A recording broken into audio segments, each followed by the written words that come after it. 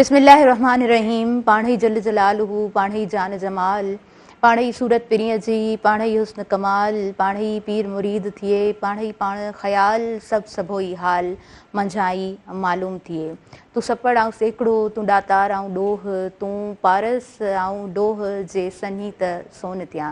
अस्सलामु अलैकुम मुंहिंजा तमामु नाज़रीन, उमेद करियूं था तव्हां सभु बिल्कुलु ठीकु हूंदव। अज़मत रमज़ान में अवां सभिनीनि खे दिलि जी गहराई सां मां भली कार चवां थी। अवां जी पंहिंजी मेज़बान ताहिरा जो हुयो हीउ प्रोग्राम जेको अवां ताईं माशाअल्लाह सां लाइव पहुचंदो आहे। ऐं जॾहिं आलिम दीन मौजूदु हूंदा आहिनि, अल्लामा साहब मौजूदु हूंदा आहिनि, त यकीनन गुफ़्तगू ॾाढे सुहिणे अंदाज़ में अवां ताईं पहुची रही हूंदी आहे। रोज़ जी बुनियाद ते कोशिशि हूंदी आहे त असां हर उहो टॉपिक जेको असांजी ज़िंदगी में हिकिड़ो इम्पॉर्टेंट रोल जॾहिं असांजो पंहिंजो हूंदो आहे त काफ़ी सारी शयूं हूंदियूं आहिनि, काफ़ी सारा मामलात हूंदा आहिनि। चयो वेंदो आहे त हर मामले खे जेकॾहिं तव्हां सुहिणे अंदाज़ में खणी हलो था त यकीनन अव्हांजो रोल ॾाढो सुहिणे अंदाज़ में काउंट थींदो आहे, पंहिंजे घर खां वठी पंहिंजे मुआशिरे ताईं। इहो हिकिड़ो इंसान जो किरदारु हूंदो आहे जेको पंहिंजे घर खां वठी, पंहिंजे ख़ानदान खां वठी, पंहिंजे मुआशिरे ताईं काउंट थींदो आहे। पर इहो बि फ़रमायल आहे असांजे दीन में त अव्हीं जेकॾहिं सचा आहियो, अव्हीं जेकॾहिं पंहिंजे कम खे सचाई सां करे रहिया आहियो त उहो अव्हांजो जेको कमु हूंदो आहे उहो बि इबादत में काउंट थींदो आहे। इहा शइ असां खां विसरी चुकी आहे। मां हमेशह हर ॾींहं ते हिन प्रोग्राम में ॻाल्हि कंदी आहियां त असां पंहिंजे उन कावड़ में, पंहिंजे तहश में, पंहिंजे हाइपर उन टेंस वारी कंडीशन में असां तमामु मामलात खे बि बिगाड़े छॾींदा आहियूं, असांखे ख़बर कोन पवंदी आहे।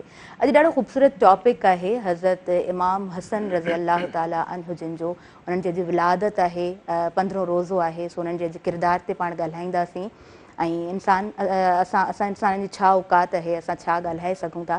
पर मां चाहींदसि त अल्लामा साहब पाण दीन इस्लाम जी रोशनी में उन्हनि जे किरदार ते अॼु ॻाल्हाइनि ऐं अॼु जो जेको प्रोग्राम आहे यकीनन ॾाढो सुहिणे अंदाज़ में अव्हां ताईं पहुचंदो। नाज़रीन, अज़मत रमज़ान में कुझु स्पॉन्सर्स बि मौजूदु आहिनि, उन्हनि सां ई ट्रांसमिशन अव्हां ताईं लाइव पहुचाई वेंदी आहे। सो अनाउंस कंदी हलंदमि। नेल्सन पेंट्स जो भरपूर साथ मौजूदु आहे। नेल्सन पेंट आला मयार जो नेशनल पेंट ब्रांड आहे, रंग ज़िंदगी जो। ऐं उन खां अलावा भरपूर साथ क्विज़ जो बि मौजूदु आहे। क्विज़ में रमज़ान ताज़गी मिठास जो बहितरीनु मिलाप, क्विज़ ज़ाइक़े जी रिवायत, हर घर जी सुञाणप, रमज़ानुल मुबारक में इफ़्तार हुजे या सहरी, क्विज़ जो लज़ीज़ शरबत हर ढुक खे मिठास सां भरियो छॾे। हिन तरफ़ आयल मुअज़्ज़ज़ महिमान मुंहिंजा मौजूदु आहिनि। सो आउं तारीफ़ जी तरफ़ अॻियां वधां थी। माशाअल्लाह सां अल्लामा ताहिरुल ताहिरी साहब जनाब असां सां गॾु मौजूदु आहिनि। अव्हांखे दिलि जी गहराई सां भली कार चऊं था। अस्सलाम वालेकुम। वालेकुम अस्सलाम रहमतुल्लाह। जी अल्लामा साहब, तव्हांजे वक़्त जा थोराइता आहियूं ऐं अॻियां वधूं था। असां सां गॾु अली फैज़ान मौजूदु आहे ऐं अली फैज़ान पाण जनाब मटियारी खां असांजे प्रोग्राम में कही आयो आहे। साल में 1 खां 2 दफ़ा 3 दफ़ा जॾहिं जो अचणु थींदो आहे त माशाअल्लाह पंहिंजो उनजे आवाज़ सां महफ़िल खे ॾाढो ख़ूबसूरत बणाईंदो आहे, उहो रंग रची ज़रूरु वेंदो आहे। तव्हांखे दिलि जी गहराई सां भली कार चऊं था अज़मत रमज़ान में। उन खां अलावा जी महानूर इमरान असां सां गॾु मौजूदु आहे ऐं महानूर जो बि माशाअल्लाह सां आवाज़ु ॾाढो सुठो आहे। तव्हांखे भली कार चऊं था अज़मत रमज़ान में। मां वरी बि चवंदसि त घणो वक़्तु न थी वठां ऐं मां चाहींदसि त पंहिंजे महिमाननि जी तरफ़ वञूं ऐं बाक़ाइदे प्रोग्राम जो आगाज़ वठूं।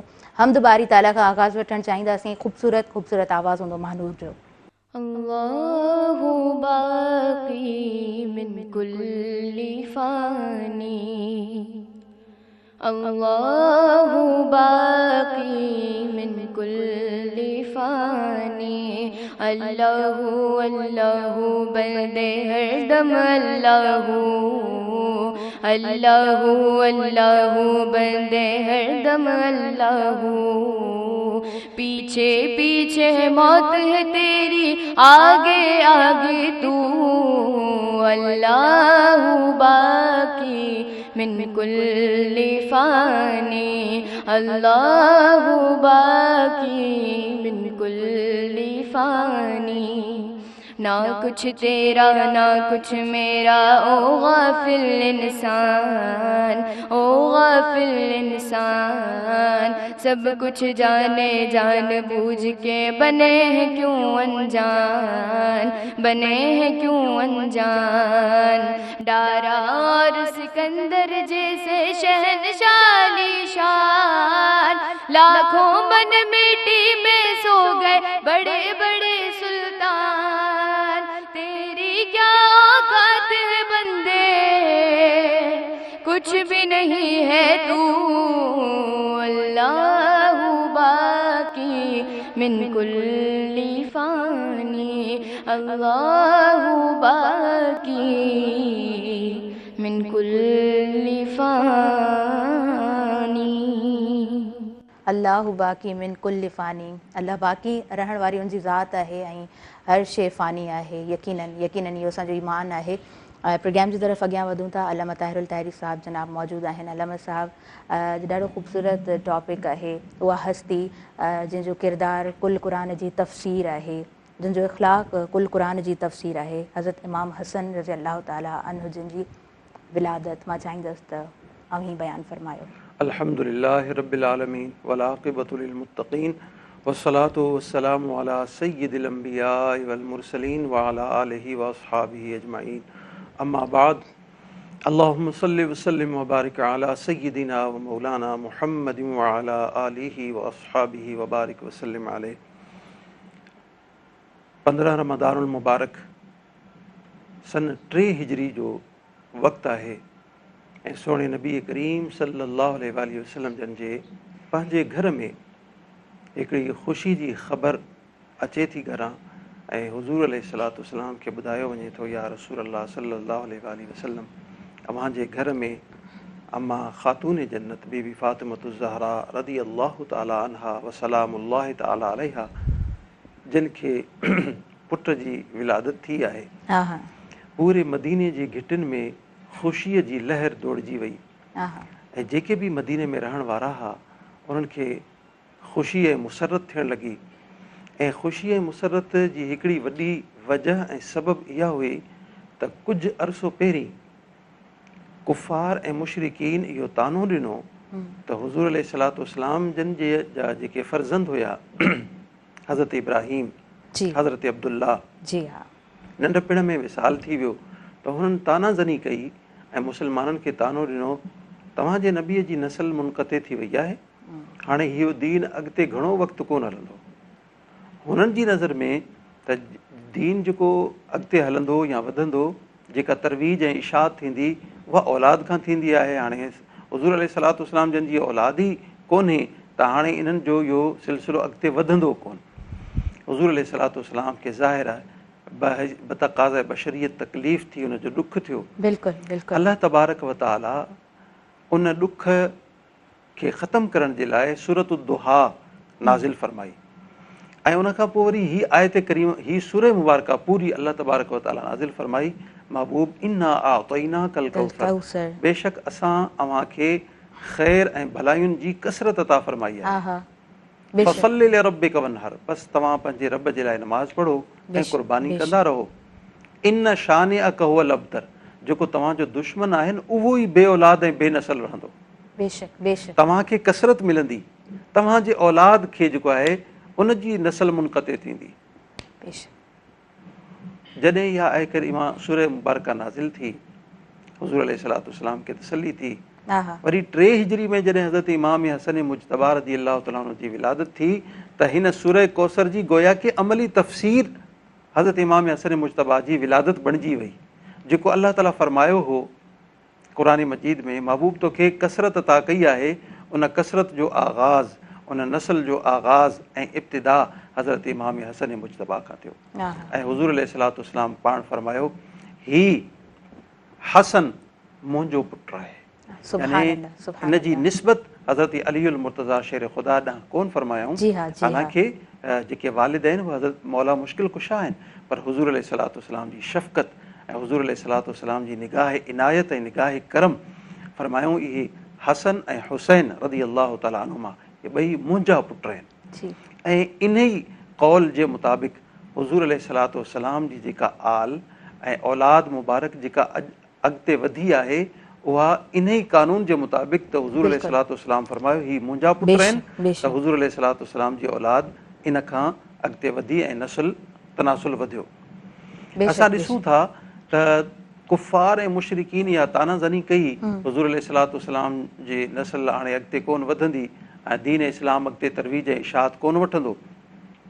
हुननि ख़ुशियूं कयूं ऐं अल्लाह तबारक व ताला वाइदो फरमायो, महबूब मां तोखे कसरत अता कंदुसि. यानी औलाद जी बि कसरत इन मां मुराद आहे, औलाद जी बि कसरत मुराद आहे. घणियूं कसरतूं हिन जूं तफ़ासिर इमाम फ़खरुद्दीन राज़ी कई दर्जनूं तफ़ासिर हिन जूं बयानु फरमायूं आहिनि, पर हिकिड़ी तफ़सीर इहा बि आहे तोखे औलाद जी कसरत अता फरमाईंदासीं, उम्मत जी कसरत अता फरमाईंदासीं। बेशक हाणे जेके उन वक़्तु दुश्मन हुया उन्हनि जी नस्ल अॼु शायदि दुनिया जे कुंड कुड़छ में मौजूदु न हुजे, पर असां अमली तौर ते ॾिसूं था, अमली तौर ते मां अक्सर औकात इन ॻाल्हि खे ज़िक्र कंदो आहियां। अल्लाह तबारक व तआला वाइदो फरमायो, महबूब तोखे असां कसरत अता कई आहे, यानी औलाद में बि कसरत। कीअं? अॼु असां ॾिसूं त हुज़ूर अलैहिस्सलातु वस्सलाम जन जी जेका आल मुबारक आहे उहा सिर्फ़ु मदीने में कोन्हे, बेशक सिर्फ़ु मके पाक में कोन्हे, बेशक सिर्फ़ु ऐं सिर्फ़ु यमन ऐं शाम में कोन्हे, बेशक सिर्फ़ु अरब में कोन्हे, बल्कि पूरी दुनिया हर मुल्क में तव्हां वञो, जिथे बि तव्हां क़दम रखंदो, जंहिं सरज़मीन ते तव्हां वेंदो, तव्हांखे असांजी जेका कास्ट आहे उहे माण्हू शायदि न मिलनि, यकीनन तव्हांखे हर जॻह ते कोन मिलंदा। अव्हांजी जेका कास्ट आहे, असांजा ॿिया दोस्त वेठल आहिनि, पर हुज़ूर अलैहिस्सलातु वस्सलाम जन जी जेका आल मुबारक आहे पूरी दुनिया जे कुंड कुड़छ में अॼु ताईं मौजूदु आहे, ऐं पूरी दुनिया में मौजूदु रही करे हुज़ूर अलैहिस्सलातु वस्सलाम जन जे दीन जो पैगाम ऐं मारिफत जो जेको ख़ज़ानो आहे उहो अॻिते वंडे रहिया आहिनि ऐं उनखे तक़सीम फरमाए रहिया आहिनि। सुभान अल्लाह। त इहा अमली तफ़सीर हुई, उन ॾींहुं मुकमल थी त हज़रत सैयदना इमाम हसन मुजतबा रज़ी अल्लाह तआला अन्हु जी विलादत थी। इहो 3 हिजरी जो ज़मानो आहे ऐं 15 रमज़ानुल मुबारक आहे। विलादत खां पहिरीं कुझु ॾींहुं हज़रत उम्मुल फज़ल रज़ी अल्लाह तआला अन्हा हुज़ूर अलैहिस्सलातु वस्सलाम जन जी ख़िदमत में हाज़िर थियूं। अर्ज़ु कयूं, या रसूल अल्लाह सल्लल्लाहु अलैहि वसल्लम, मूं ख़्वाब ॾिठो आहे तव्हांजे जिस्म जो टुकड़ो मुंहिंजी झोली में अची किरियो आहे, मां ॾाढी परेशान थी वई आहियां, इन जी ताबीर कहिड़ी आहे? हुज़ूर अलैहिस्सलातु वस्सलाम फरमायो, घबरायो न, इन जी ताबीर इहा आहे त मूंखे पुटु, यानी मुंहिंजी धीउ फ़ातिमा रज़ी अल्लाह तआला अन्हा खे पुटु ॼमंदो ऐं उन जी तरबियत ऐं उहो तुंहिंजे हंज में ईंदो, तूं उनखे खीर पीआरींदी। ऐं जॾहिं हज़रत इमाम हसन मुजतबा रज़ी अल्लाह तआला अन्हु जन जी विलादत थी ऐं इहे बिल्कुलु ईअं ई थियो, हज़रत उम्मुल फज़ल जे हवाले कयो वियो ऐं हुननि पंहिंजे हंज में खणी उन्हनि खे खीर पीआरियो ऐं अॻिते उन्हनि जी ख़िदमत जो फरीज़ो सरअंजाम ॾिनो। हज़रत इमाम हसन मुजतबा रज़ी अल्लाह तआला अन्हु जी शान मुबारक में हुज़ूर अलैहिस्सलातु वस्सलाम जा केतिरा ई फ़रामीन मौजूदु आहिनि, पर मां सभ खां पहिरीं क़ुरान मजीद जी आए करीमा कोट करणु चाहियां थो। अल्लाह तबारक व तआला पंहिंजे प्यारे महबूब सल्लल्लाहु अलैहि वसल्लम खे इरशाद फरमायो, महबूब तूं पंहिंजनि ग़ुलामनि खे ऐलान करे ॿुधाए, कुल तूं ऐलान कर, ला असअलुकुम, मां कुझु तव्हां खां सवाल नथो कयां, कुझु बि नथो घुरां कंहिंजे मुक़ाबले में, कंहिंजे एवज़ में। जेको बि तव्हांखे काशान नबूवत में जेको कुझु मिलियो आहे, ईमान जी दौलत मिली आहे, अल्लाह तबारक व तआला जी मारिफत मिली आहे, अल्लाह ताला जी ज़ात जी सुञाणप मिली आहे, जेके बि तव्हांखे नेमतूं मिलियूं आहिनि, इन जे एवज़ में मूंखे कुझु बि न खपे। ला असअलुकुम अलैहि अजरन, का उजरत न खपे, इल्लल मवद्दत फिल क़ुरबा, हा मूंखे अगरि खपे त सिर्फ़ु इहो आहे त मुंहिंजा जेके क़रीबी, मुंहिंजा जेके घर वारा, उन्हनि सां तव्हां मुहबत कयो, मां तव्हां खां उन्हनि जी मुहबत घुरां थो। ऐं इहो हुज़ूर जन जो ऐलान कोन्हे, बल्कि अल्लाह तबारक व तआला जो ऐलान आहे, महबूब तूं ऐलान कर। इन मां इहा ॻाल्हि साबित थी त अहले बैत अतहार सां मुहबत करणु क़ुरान मजीद ते अमल करण जे बराबरि। आहा, सुभान अल्लाह, सुभान अल्लाह, ॾाढे सुहिणे अंदाज़ में बयानु फरमायो आहे। ऐं अॼु जो पूरो टॉपिक मां चाहींदसि अॼु जे पूरे प्रोग्राम में इन टॉपिक खे असां वठी हलूं, छो त हीउ टॉपिक को नंढो टॉपिक कोन आहे, पर हा असांजे प्रोग्राम जो टाइम ज़रूरु लिमिटेड आहे, जेतिरो कुझु बयानु थी सघंदो उहो लिमिटेड ज़रूरु हूंदो। मां चाहींदसि त अलामा साहिबु तव्हां ज़रूरु कंटिन्यू कजो, पर वक़्तु साही जो थी वियो आहे ऐं मां तव्हांजी इजाज़त सां अॻियां वधंदी आहियां। अज़मत रमज़ान में शॉर्ट कमर्शियल ब्रेक जी तरफ़ अॻियां वधूं था। नाज़रीन, नेल्सन पेंट्स जो भरपूर साथ मौजूदु आहे, रंग ज़िंदगी जो ऐं क्विज़ जो भरपूर साथ मौजूदु आहे। क्विज़ ऐं रमज़ान, ताज़गी ऐं मिठास जो बहितरीन मेलाप, क्विज़ ज़ाइक़े जी रिवायत, हर घर जी सुञाणप, काॾे न वञिजो, ॾिसंदा रहिजो अज़मत रमज़ान।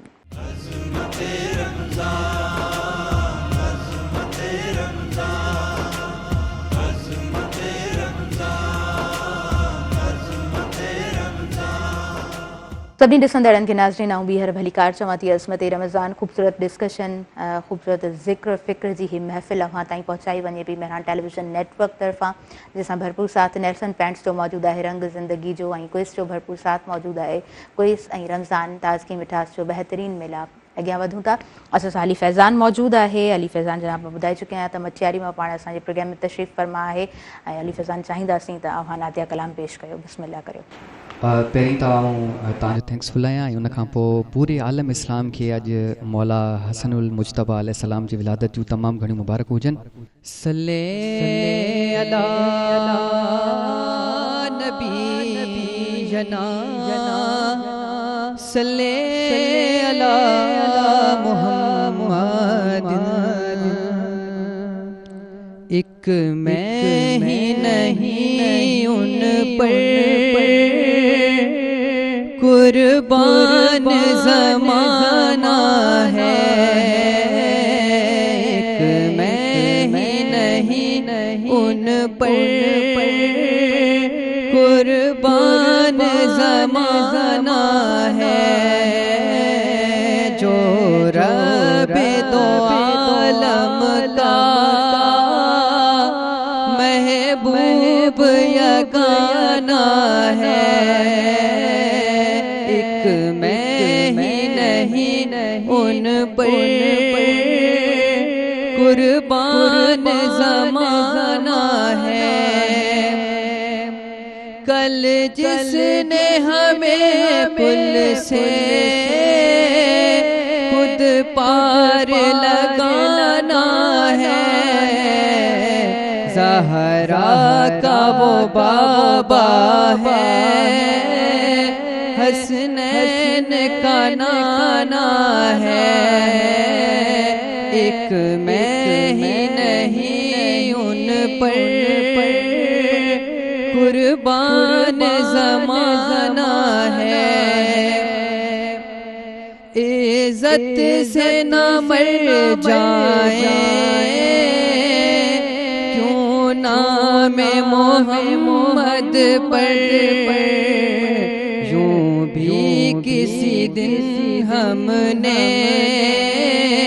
दुनिया से तो जाना है। एक मैं ही नहीं उन पर कुर्बान ज़माना है। माशाल्लाह माशाल्लाह। अल्लामा साहब मां चाहींदसि त इमाम हज़रत हुसैन रज़ी अल्लाह ताला अन्हु जिन जे किरदार ते अहीं ॻाल्हायो। जी सभ खां पहिरीं जेॾीमहिल हुज़ूर सैयदना इमाम हसन मुजतबा रज़ी अल्लाह तआला अन्हु जिन जी विलादत थी, जी हुज़ूर अलैहिस्सलातु वस्सलाम पाण तशरीफ़ वठी आया ऐं साॼे कन में आज़ान ॾिनऊं, खाॿे कन में तकबीर चयऊं, सुभान अल्लाह तहनीक फरमायूं। सुभान तहनीक करणु सुन्नत आहे जंहिंखे असां गुठी चऊं था या पहिरीं ग़िज़ा जेका इंसान जे उन ॿारड़े जे उन पेट में वञे थी उनखे चइबो आहे। हुज़ूर अलैहिस्सलातु वस्सलाम उहा तहनीक फरमाई। उनखां पोइ वरी 6-7 ॾींहं ते हुज़ूर अलैहिस्सलातु वस्सलाम जन उनजो अक़ीक़ो फरमायो हज़रत इमाम हसन मुजतबा रज़ी अल्लाह तआला अन्हु जो। ऐं जेके मथे जा वार हुया उन्हनि खे कूड़ियो वियो। वरी उनजे हम वज़न चांदी तोरे उहो सदको ऐं ख़ैरात कयो वियो। हुज़ूर अलैहिस्सलातु वस्सलाम तशरीफ़ जॾहिं वठी आया त हज़रत मौला मुश्किल कुशा खां पुछऊं, अली हिन जो नालो पंहिंजे पुट जो नालो तव्हां छा रखियो आहे? या रसूलल्लाह सल्लल्लाहु अलैहि वसल्लम इन जो नालो मूं हरब रखियो आहे। छो जो हज़रत मौला मुश्किल कुशा रज़ी अल्लाह तआला अन्हु जंगजू हुया, पहलवान हुया, मुजाहिद हुया, मुजाहिद इस्लाम हुया ऐं बल्कि मुजाहिदनि जा सरदार हुया। उन्हनि खे जंग सां ॾाढी दिलचस्पी हूंदी हुई, ॾाढी हुब हूंदी हुई त मां दीन इस्लाम जा जेके मुखालिफ़ आहिनि मैदान लॻे त मां उते मुक़ाबिलो कयां। इन जे करे उन्हनि हरब नालो रखियो ऐं हरब जेको आहे उहो जंग खे चइबो आहे। हुज़ूर अलैहिस्सलातु वस्सलाम फरमायो न, इन जो नालो हसन आहे। ऐं हिकु रिवायत में अचे थो हुज़ूर अलैहिस्सलातु वस्सलाम सैयदना इमाम हसन सैयदना इमाम हुसैन रज़ी अल्लाह तआला अन्हु जो जेको नालो रखियो, फरमायूं त इन ॿिन्ही जो नालो हज़रत मूसा अलैहिस्सलाम जो जेको वज़ीर हुयो हज़रत हारून अलैहिस्सलाम उन्हनि जा 2 पुट हुया। हिकिड़े जो नालो शब्बर, ॿिए जो शबीर। त मां उन्हनि जे नाले ते हिननि जो नालो रखियो आहे, शब्बर ऐं शबीर जे वज़न ते, यानी हसन ऐं हुसैन। हिन जी निस्बत हज़रत अल्लाह ताला जो प्यारो पैगम्बर ऐं नबी हज़रत हारून अलैहिस्सलाम जे उन ॿिन्ही बचड़नि जे हवाले सां हुई। हुज़ूर अलैहिस्सलातु वस्सलाम नंढपिण में ई ॿिन्ही खे ख़ासि तौर ते इमाम हसन मुश्तबा छो जो वॾा हुया, उन्हनि खे इंतिहाई शफ़क़त फ़रमाईंदा हुया, उन्हनि सां प्यार फ़रमाईंदा हुया। उन्हनि जे लाइ मुख़्तलिफ़ इरशादात हुज़ूर अलैहिस्सलातु वस्सलाम बयानु फ़रमाया। हिकिड़ी रिवायत में अचे थो हुज़ूर अलैहिस्सलातु वस्सलाम मिंबर नबवी ते जलवा अफ़रोज़ हुया ऐं हज़रत इमाम हसन मुज्तबा रज़ी अल्लाह ताला अन्हो, हज़रत इमाम हसन रज़ी अल्लाह ताला मस्जिद नबवी में आया ऐं जेको चोलो मुबारक पातल हो, कमीज़ मुबारक उहा डिघी हुई, जीअं अरब में अॼु बि जुबे जो रवाजु आहे, उहो डिघो जेको कुर्तो हो उहो पेर जे हेठां अची वियो त साईं थाॿिड़िजी हेठि ज़मीन ते आया। हुज़ूर अलैहिस्सलातु वस्सलाम खां बर्दाश्त न थियो। उहो ख़ुतबो जेको दीन इस्लाम जे अहकामात खे जिते बयानु फ़रमाए रहिया हुया उनखे ख़तमु फ़रमायूं, उनखे मौक़ूफ़ मुअख़र कयूं ऐं जल्दी डोड़ंदा अची ॿिन्ही खे पंहिंजे हंज में खयूं ऐं वरी अची मिंबर रसूल सल्लल्लाहु अलैहि वसल्लम ते तशरीफ़ फ़रमा थिया। सुभान अल्लाह। अहिड़े ई नमूने घणेई भेरा ईअं थियो हुज़ूर अलैहिस्सलातु वस्सलाम नमाज़ जी हालत में आहिनि, नमाज़ में यानी ऐन ख़ुदा जी इबादत आहे जंहिंमें ॿिए कंहिं सां बि वास्तो ऐं ताल्लुक़ रखणु नमाज़ खे फ़ासिद करे थो। पर हुज़ूर अलैहिस्सलातु वस्सलाम दौरान नमाज़ सैयदना इमाम हसन मुज्तबा हज़रत सैयदना इमाम हुसैन रज़ी अल्लाह ताला पुश्त ते सवार थी वञनि था ऐं हुज़ूर अलैहिस्सलातु वस्सलाम पंहिंजे सजदे खे डिघो कनि था। जॾहिं सलाम वराइनि था सहाबा अर्ज़ कनि था या रसूलल्लाह सल्लल्लाहु अलैहि वसल्लम छा सजदे खे डिघे करण जो हुकुम आहे या उन वक़्तु तव्हांजे मथां वही नाज़िल थी रही हुई? फरमायूं न, बल्कि ये मुंहिंजा पुट मुंहिंजे मथां सवार हुया, मूं न चाहियो त मां हिननि खे तकलीफ़ ॾियां। त इहा जेका शफ़क़त आहे या मुहबत असांखे ॿुधाए थी त हज़रत इमाम हसन मुज्तबा रज़ी अल्लाह ताला अन्हु जो मक़ाम ऐं मर्तबो छा हो हुज़ूर अलैहिस्सलातु वस्सलाम जी बारगाह। सुभान अल्लाह, सुभान अल्लाह। बिल्कुलु बेशक ईअं ई आहे। असां अॻियां वधूं था। कॉलर आहिनि असां सां गॾु, मां कॉल अटेंड करणु चाहींदमि। हेलो, अस्सलाम वालेकुम। हेलो जी, अस्सलाम वालेकुम। अव्हांखे मुंहिंजो आवाज़ अचे पियो? भलीकार चऊं था अव्हांखे अज़मत रमज़ान में। अव्हां पंहिंजो नालो ॿुधाइजो, किथां खां ॻाल्हायो पिया? मूंखे सही आवाज़ कोन पियो अचे। मां प्रोग्राम जी तरफ़ अॻियां वधणु चाहींदमि। अलम साहब मौजूदु आहिनि। अलम साहब, तिरमिज़ी शरीफ़ जी हदीस आहे त हुज़ूर अकरम सल्लल्लाहु अलैहि वसल्लम जिन पाण फरमायो त हसन ऐं हुसैन दुनिया में मुंहिंजे लाइ ॿिनि गुलनि जी आहिनि ऐं असाब सगुरा पाण हुज़ूर अकरम सल्लल्लाहु अलैहि वसल्लम जिन खे ॾिसनि था, हुज़ूर अकरम सल्लल्लाहु अलैहि वसल्लम हज़रत हुसैन रज़ी अल्लाह ताला अन्हु जिन खे पंहिंजे पुश्त मुबारक ते खणनि था, हज़रत हसन रज़ी अल्लाह ताला अन्हु जिन खे पंहिंजे पुश्त मुबारक ते खणनि था ऐं पाण अल्लाह तबारक व ताला सां दुआगू थियनि था त ए अल्लाह, मां हिननि सां बेहद मुहबत कंदो आहियां। ए परवरदिगार, तूं बि हिननि ते रहम ऐं करम जी नज़र रखजां, तूं बि हिननि सां मुहबत कजां। हुज़ूर अकरम सल्लल्लाहु अलैहि वसल्लम जिन फरमाइनि था जेको हसन ऐं हुसैन सां मुहबत करे थो उहो मूंसां मुहबत करे थो, जेको हुननि सां बुग़्ज़ रखे थो उहो मूंसां बुग़्ज़ रखे थो। सो यकीनन हुज़ूर अकरम सल्लल्लाहु अलैहि वसल्लम बेशुमार जुमला, अहिड़ा ख़ूबसूरत जुमला जेके जॾहिं असां पढ़ूं था, जिथे जिथे असां ॿुधूं था त असांजो पिणु ईमान ताज़ा थिए थो। मां चाहींदमि त उन्हनि जे किरदार ते अव्हां अॼु ॻाल्हायो। बिल्कुलु, जीअं तव्हां तिरमिज़ी शरीफ़ जी जेका रिवायत बयानु कई आहे जी जी, इनखे मद्देनज़र रखंदे जी हज़रत सैयदना इमाम हसन मुज्तबा रज़ी अल्लाह ताला अन्हु जिन जो जेको हिकिड़ो लक़ब आहे उहो रैहानतुर रसूल आहे। रैहानतुर रसूल जो मतिलबु हुज़ूर अलैहिस्सलातु वस्सलाम जा गुल। हुज़ूर अलैहिस्सलातु वस्सलाम फरमायो, ही दुनिया में मुंहिंजे लाइ ॿ जन्नत जा गुल आहिनि। ऐं इन खां अलावा बि जीअं तव्हां फरमायो हुज़ूर अलैहिस्सलातु वस्सलाम इहो इहा दुआ फरमाई, अल्लाहुम्मा, ए अल्लाह, मां इन्हनि सां मुहबत कंदो आहियां ऐं फ़अहिब्बहुमा, तूं बि इन्हनि सां मुहबत कर, इन्हनि सां तूं बि मुहबत फरमा ऐं जेको इन्हनि सां मुहबत करे तूं उनखे बि पंहिंजो महबूब बणा। यानी जेको हसनैन करीमैन रज़ी अल्लाह ताला अन्हुमा सां मुहबत करे थो उहो ख़ुदा जो बि महबूब बणिजे थो, ख़ुदा जे हबीब जो बि महबूब बणिजे थो। ऐं वरी इहो बि फरमायूं गॾोगॾु, या अल्लाह, जेको इन्हनि सां बुग़्ज़ रखे, अदावत रखे, दुश्मनी रखे, तूं उन्हनि सां दुश्मनी रख। हाणे जेको अहले बैत अतहार काशाने नबूवत सां जेको दुश्मनी करे थो, गोया कि उहो अल्लाह तबारक व ताला जी ज़ात सां दुश्मनी करे थो। ऐं जेको अल्लाह ताला सां दुश्मनी करे उहो सफ़े हस्ती ते कीअं कामयाब थी सघे थो, उहो आख़िरत में कीअं पंहिंजी मंज़िल खे पहुची सघे थो। यकीनन जेको अहले बैत अतहार जे घराणे सां बुग़्ज़ रखे, अदावत रखे, दुश्मनी रखे, वेर रखे, वो दुनिया ऐं आख़िरत में ज़लील ऐं रुसवा आहे, ऐं जेको मुहबत करे थो वो दुनिया ऐं आख़िरत में कामयाब इंसान आहे। सुभान अल्लाह, सुभान अल्लाह। इन खां अलावा हज़रत अब्दुल्ला बिन ज़ुबैर रज़ी अल्लाह तआला अन्हु, कई ॿिया सहाबा किराम फरमाइनि था, बल्कि हज़रत अब्दुल्ला बिन ज़ुबैर ते एतिरे क़दुरु फरमाइनि था, हज़रत इमाम हसन मुजतबा जो इहो मक़ाम ऐं मर्तबो हो अल्लाह ताला जी बारगाह में, जेको संदन इबादत ऐं रियाज़त ऐं मुजाहदो।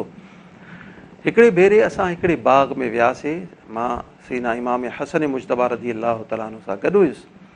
उहो बाग़ खजनि जो जेको बिल्कुलु सुकल हो, उहे सभई वण सुकी चुका हुया, ऐं असां हिकिड़े सुकल वण जे हेठां वेठासीं। हज़रत सीना इमाम हसन मुजतबा बि तशरीफ़ फरमा थिया।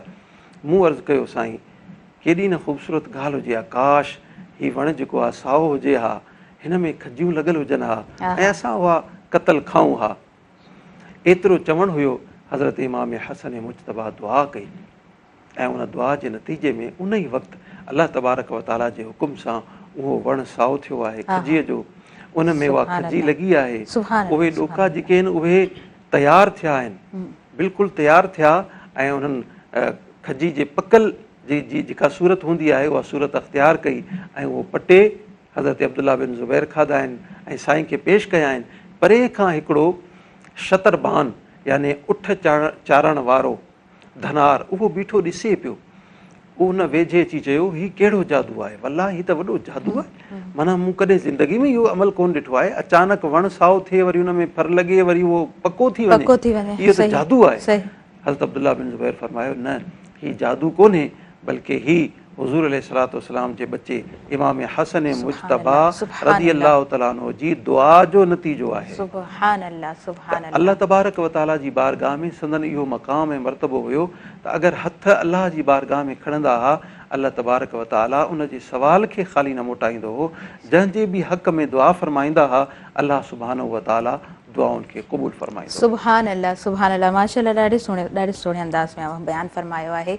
ऐं वधीक असां पंहिंजे हिन डिस्कस खे जारी रखंदासीं। वक़्तु शॉर्ट कमर्शियल ब्रेक जो नाज़रीन थी वियो आहे। अज़मत रमज़ान में साथ नेल्सन पेंट्स जो मौजूदु आहे, रंग ज़िंदगी जो, ऐं साथ मौजूदु आहे क्विज़ जो, कोई सही रमज़ान ताज़गी ऐं मिठास जो बहितरीनु मेलाप, क्विज़ ज़ाइके जी रिवायत, हर घर जी सुञाणप, काॾे न वञिजो, ॾिसंदा रहिजो अज़मत रमज़ान।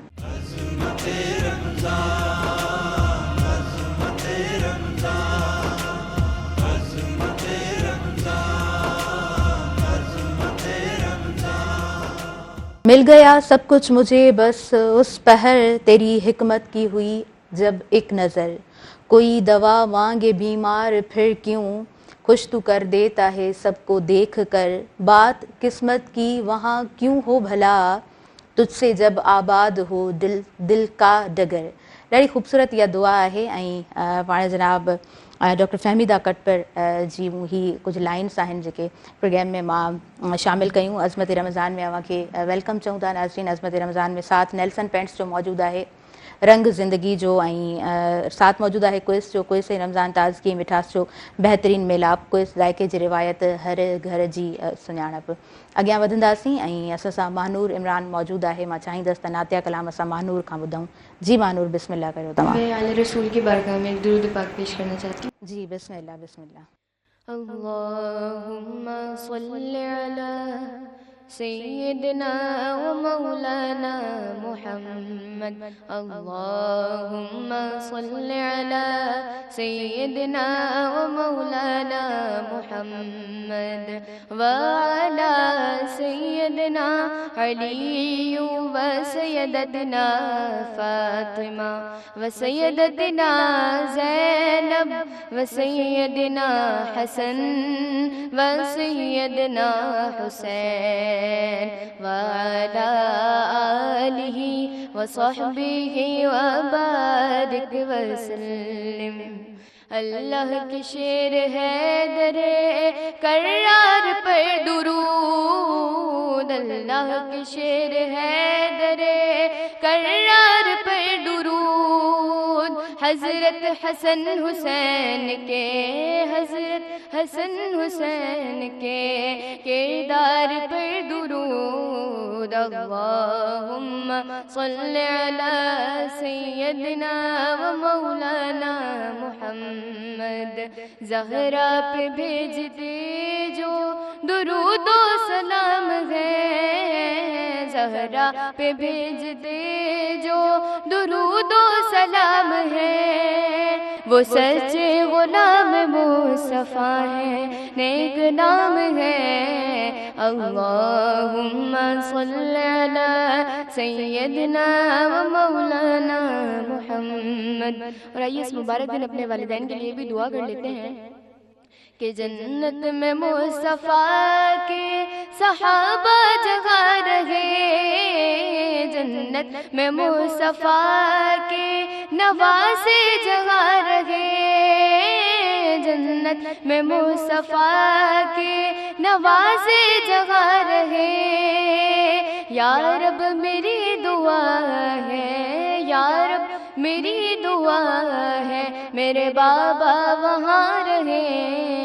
اللہم صل علی سیدنا و مولانا محمد۔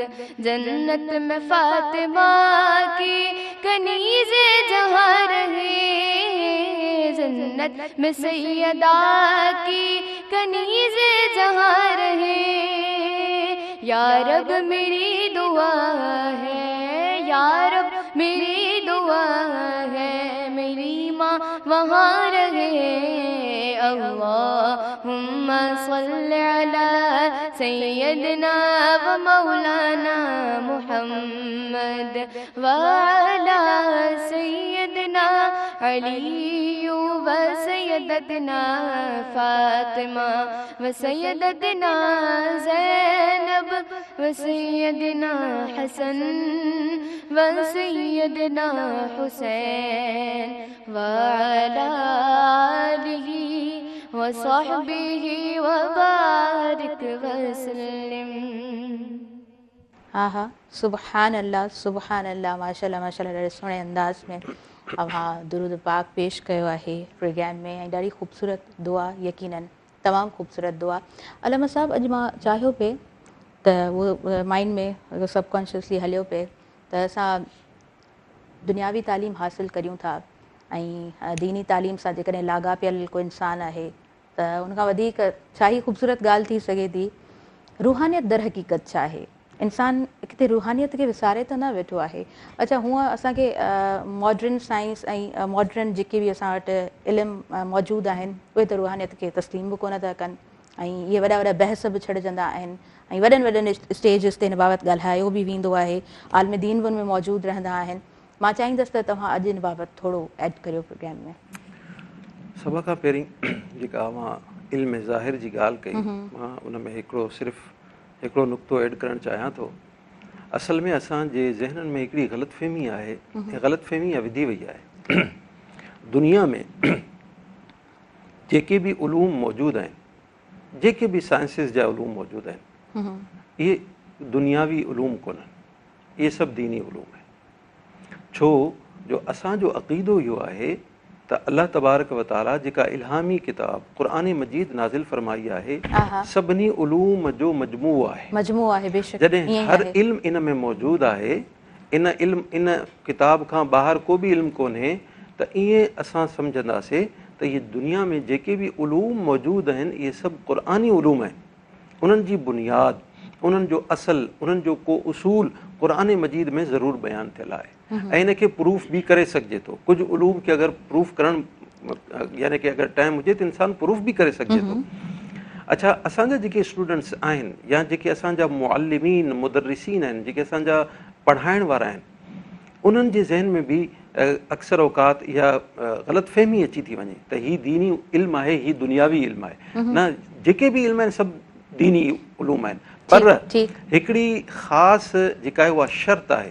शर्त इहा आहे त जॾहिं तव्हां जंहिं बि इल्म खे हासिलु करणु वञो पिया, तव्हां इन नियत सां हासिलु कयो त हिन इल्म खे पढ़ण सां मां अल्लाह तबारक व ताला जी मारिफत ऐं उन जा जेके ख़लक़ियल जेके दुनिया में नज़ारा आहिनि उन्हनि जो मुशाहिदो कंदुसि। जॾहिं इहो दिलि में नियत करे कंहिं बि मॉडर्न साइंसिस जे कंहिं बि फील्ड में वेंदो उनखे क़दम क़दम ते अल्लाह तबारक व ताला जी कुदरतुनि जे नज़ारनि जा मुशाहदा नसीब थींदा। सुभान अल्लाह। ऐं हदीस शरीफ़ में आयो त इल्मु जेको आहे कंहिं मालूमात जो नालो कोन्हे। अच्छा। कि जेका मालूमात असांखे मिले थी उहो इल्मु कोन्हे। इल्मु अल इल्मु मखाफ़तुल्लाह, इल्मु उहो आहे जेको तव्हांजे असांजे दिलि में ख़ौफ़ ख़ुदा पैदा करे। सुभान अल्लाह। अगरि ख़ौफ़ ख़ुदा उन इल्म सां पैदा थिए थो त उहो यकीनन दीनी इल्मु आहे। अगरि ख़ौफ़ ख़ुदा पैदा नथो थिए त जेको तव्हां दीनी इल्मु बि हासिलु कयो था शायदि उहो बि दीनी इल्मु न रहे। सही सही जेको ख़ालिसतन दीनी इल्मु आहे। अगरि असांजी नियत उन मां सिर्फ़ु ऐं सिर्फ़ु दुनिया हासिलु करणु आहे, शोहरत ऐं इज़त हासिलु करणु आहे, मक़ाम ऐं मर्तबो हासिलु करणु आहे, अल्लाह तबारक व ताला जो ख़ौफ़ ऐं दीन इस्लाम जा जेके अहकामात, जेका ख़िदमत गुज़ारी, उहो अगरि जज़्बो कोन्हे, सिर्फ़ु पैसे कमाइण जो जज़्बो आहे, शोहरत ऐं दौलत जो जज़्बो आहे, त उहो दीनी इल्मु बि तव्हांजे लाइ वबाल बणिजी वेंदो, तव्हांजे लाइ मुआख़ज़े जो सबबु बणिजी वेंदो, तव्हां अल्लाह ताला जी बारगाह में हिसाब न ॾेई सघंदो।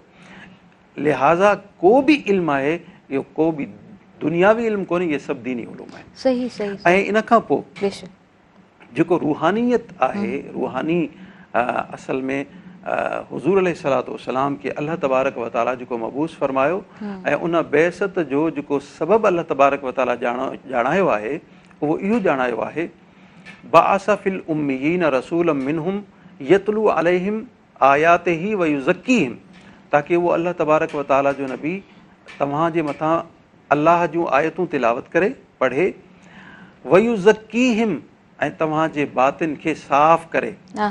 बातिन जी जेका सफ़ाई आहे, बातिन जी जेका पाकीज़गी आहे, इन जो नालो ई रूहानियत आहे। अॼु असां में जेके अख़लाक़ी एतिबार सां जेके बुरियूं ख़ूबियूं असां में शामिल थी चुकियूं आहिनि, हसद जी सूरत में, कीने जी सूरत में, बुग़्ज़ जी सूरत में, अदावत जी सूरत में, चुग़लखोरी जी सूरत में, इहे सभु बातिनी बीमारियूं आहिनि। हुज़ूर अलैहिस्सलातु वस्सलाम सभिनी खां पहिरियां अची इन्हनि बातिनी बीमारियुनि जो ख़ात्मो कयो आहे। सूफ़िया किराम ऐं ज़ाहिरबीन उलमा जे नज़दीक हमेशह अक्सर इहो इख़्तिलाफ़ रहियो आहे। ज़ाहिरबीन जेके ख़ुश्क जेके उलमा उहे इन नतीजे ते पहुचनि था त सिर्फ़ु ऐं सिर्फ़ु ज़ाहिरी जेके अहकामात आहिनि उन्हनि जी पासदारी कंदासीं त असांजो कमु थी वेंदो, पर जेके सूफ़िया किराम आहिनि, जेके हक़ीक़ी उन अल्लाह ताला जे इल्म खां वाक़िफ़ आहिनि, रूहानियत खां, मारिफ़त खां वाक़िफ़ आहिनि, उहे चवनि था जेसीं ताईं तव्हांजे बातिन जी सफ़ाई न थींदी तेसीं ताईं को बि अमल तव्हांखे फ़ाइदो नथो ॾेई सघे। छो? मिसाल, अगरि कंहिं थांव में पाणी मौजूदु हुजे, खीर मौजूदु हुजे, माखी मौजूदु हुजे, असां उन में माखी विझूं पर उहो अंदरां पलीद आहे, नजासत आहे, उन में गंदगी लॻल आहे, उहा माखी छा थींदी? उन सां असरु इहो थींदो त उहा माखी बि नापाक थी वेंदी, उहो खीर बि नापाक थी वेंदो, उहो शरबत बि नापाक थींदो, उहो पाणी बि नापाक थींदो। उहो पाणी जेको असां पीऊं हा, जंहिंसां असां वुज़ू करियूं हा, जंहिंसां असां गुस्ल करे पाकीज़गी हासिलु करियूं हा, उहो गंदो थां उन पाणी पाकीज़ा खे बि ख़राबु करे छॾे थो।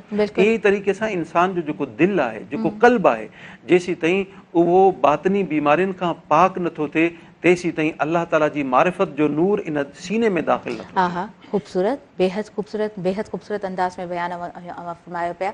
यकीनन जेकॾहिं अव्हां जो ज़ाहिर ठीकु आहे, बातिन में जेकॾहिं अव्हां वटि कीनो आहे ऐं उहा ख़राबी आहे त पोइ उहो ज़ाहिर बि उन तरह ख़ूबसूरत नथो थी सघे ऐं it's not a long process, घणे वक़्त ताईं उहा शइ उन ई ख़ूबसूरत अंदाज़ में कोन हली सघंदी।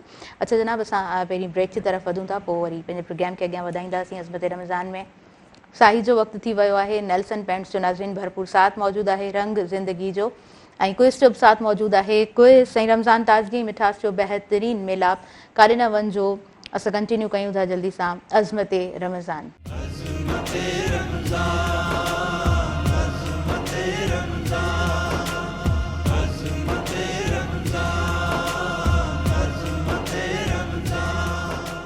नाज़रीन सभिनी ॾिसंदड़नि खे आऊं ॿीहर भलीकार चवां थी अज़मत रमज़ान में ऐं अज़मत रमज़ान सां नेल्सन पेंट्स जो भरपूर साथ मौजूदु आहे। रंग ज़िंदगी जो क्विज़ जो बि साथ मौजूदु आहे। क्विज़ रमज़ान ताज़गी ऐं मिठास जो बहितरीन मेलाप। क्विज़ ज़ाइके जी रिवायत हर घर जी सुञाणप। ॾाढो ख़ूबसूरत डिस्कशन हले पियो रूहानियत जे हवाले सां। दर हक़ीक़त रूहानियत आहे छा, रूहानियत जो इल्मु कहिड़ो हूंदो आहे। ऐं पाण चवंदा आहियूं न त जेसीं ताईं असांखे रूहानी उहो सुकून कंहिं जॻह ते न पहुचंदो आहे त इंसानु ॾाढो डिस्टर्ब थी वेंदो आहे। ठीकु आहे हज़ारे कम, पर हज़ारे कमनि खां बाद में जेको असां गैप वठंदा आहियूं, जेको असां ब्रेक वठंदा आहियूं, जेको असां रेस्ट कंदा आहियूं, उन में किथे न किथे रूहानी असां कंहिं शइ सां कनेक्टेड थींदा आहियूं त पोइ असांखे सुकून मिलंदो आहे। अगेन असां रिन्यू थी वेंदा आहियूं, चवंदा आहियूं न को सिस्टम रिन्यू थी वेंदो आहे असांजे जिस्म में, असांजे ज़हन में, त पोइ वरी अॻियां सभु मामलात सुहिणे अंदाज़ में इंसानु ॾिसी ऐं उन्हनि खे खणी हलंदो आहे। हूअं बि असांखे ॿुधायो वञे थो, असांखे साइकोलॉजिस्ट इहो ॿुधाइनि था ऐं इहो साइकोलॉजी जो इल्मु आहे त अभी जेसीं ताईं सही तरह रेस्ट नथा कयो, पंहिंजो पाण खे सही तमामु मामलात मां हटाए थोरो रेस्ट करे पंहिंजो पाण खे रिचार्ज करे पोइ कमनि जी तरफ़ नथा वधो त अव्हांजा कम सुहिणे अंदाज़ में कॾहिं बि तव्हां उन्हनि खे उन्हनि जो आउटपुट नथा कढी सघो, उन्हनि जो रिज़ल्ट नथा कढी सघो। अलम साहब मां चाहींदसि त प्लीज़ तव्हां कंटिन्यू कजो। जी बिल्कुलु, जीअं अर्ज़ु पे कयुमि, जेको बातिनी इल्मु आहे, रूहानी इल्मु आहे, जेके सूफ़िया किराम हिन हदीस खे बि हिन जो दारो मदार बणाइनि था। हुज़ूर अलैहिस्सलाम जन इरशाद फरमायो इन्नमल आमालु बिन्नियात, आमाल जो जेको दारो मदार आहे उहो नियत ते आहे ऐं नियत हिकिड़ो बातिनी अमल आहे। बातिनी अमल आहे, ज़ाहिरी अमल कोन्हे। यानी जेको ज़ाहिरी अमल आहे उन जो दारो मदार बि बातिन में जेका शइ मौजूदु आहे उन जे मथां डिपेंड थो करे। हिन जो मतिलबु इहो थियो त जेका असल जेका शइ आहे, जेका बुनियादु आहे, जेको उसूल आहे, उहो बातिन आहे। अगरि बातिन इंसान जंहिंजो साफ़ आहे उन जो ज़ाहिर पाण ई पाण साफ़ थी वञे थो। इन जे करे फरमायो इन्नमल आमालु बिन्नियात, आमाल जो दारो मदार नियत ते आहे। वरी ॿी हदीस में हुज़ूर अलैहिस्सलाम इरशाद फरमायो नियतुल मुमिन खैरुम मिन अमलिही, मोमिन जी जेका नियत आहे न उहा उन जे ज़ाहिरी अमल खां वधीक बहितर आहे।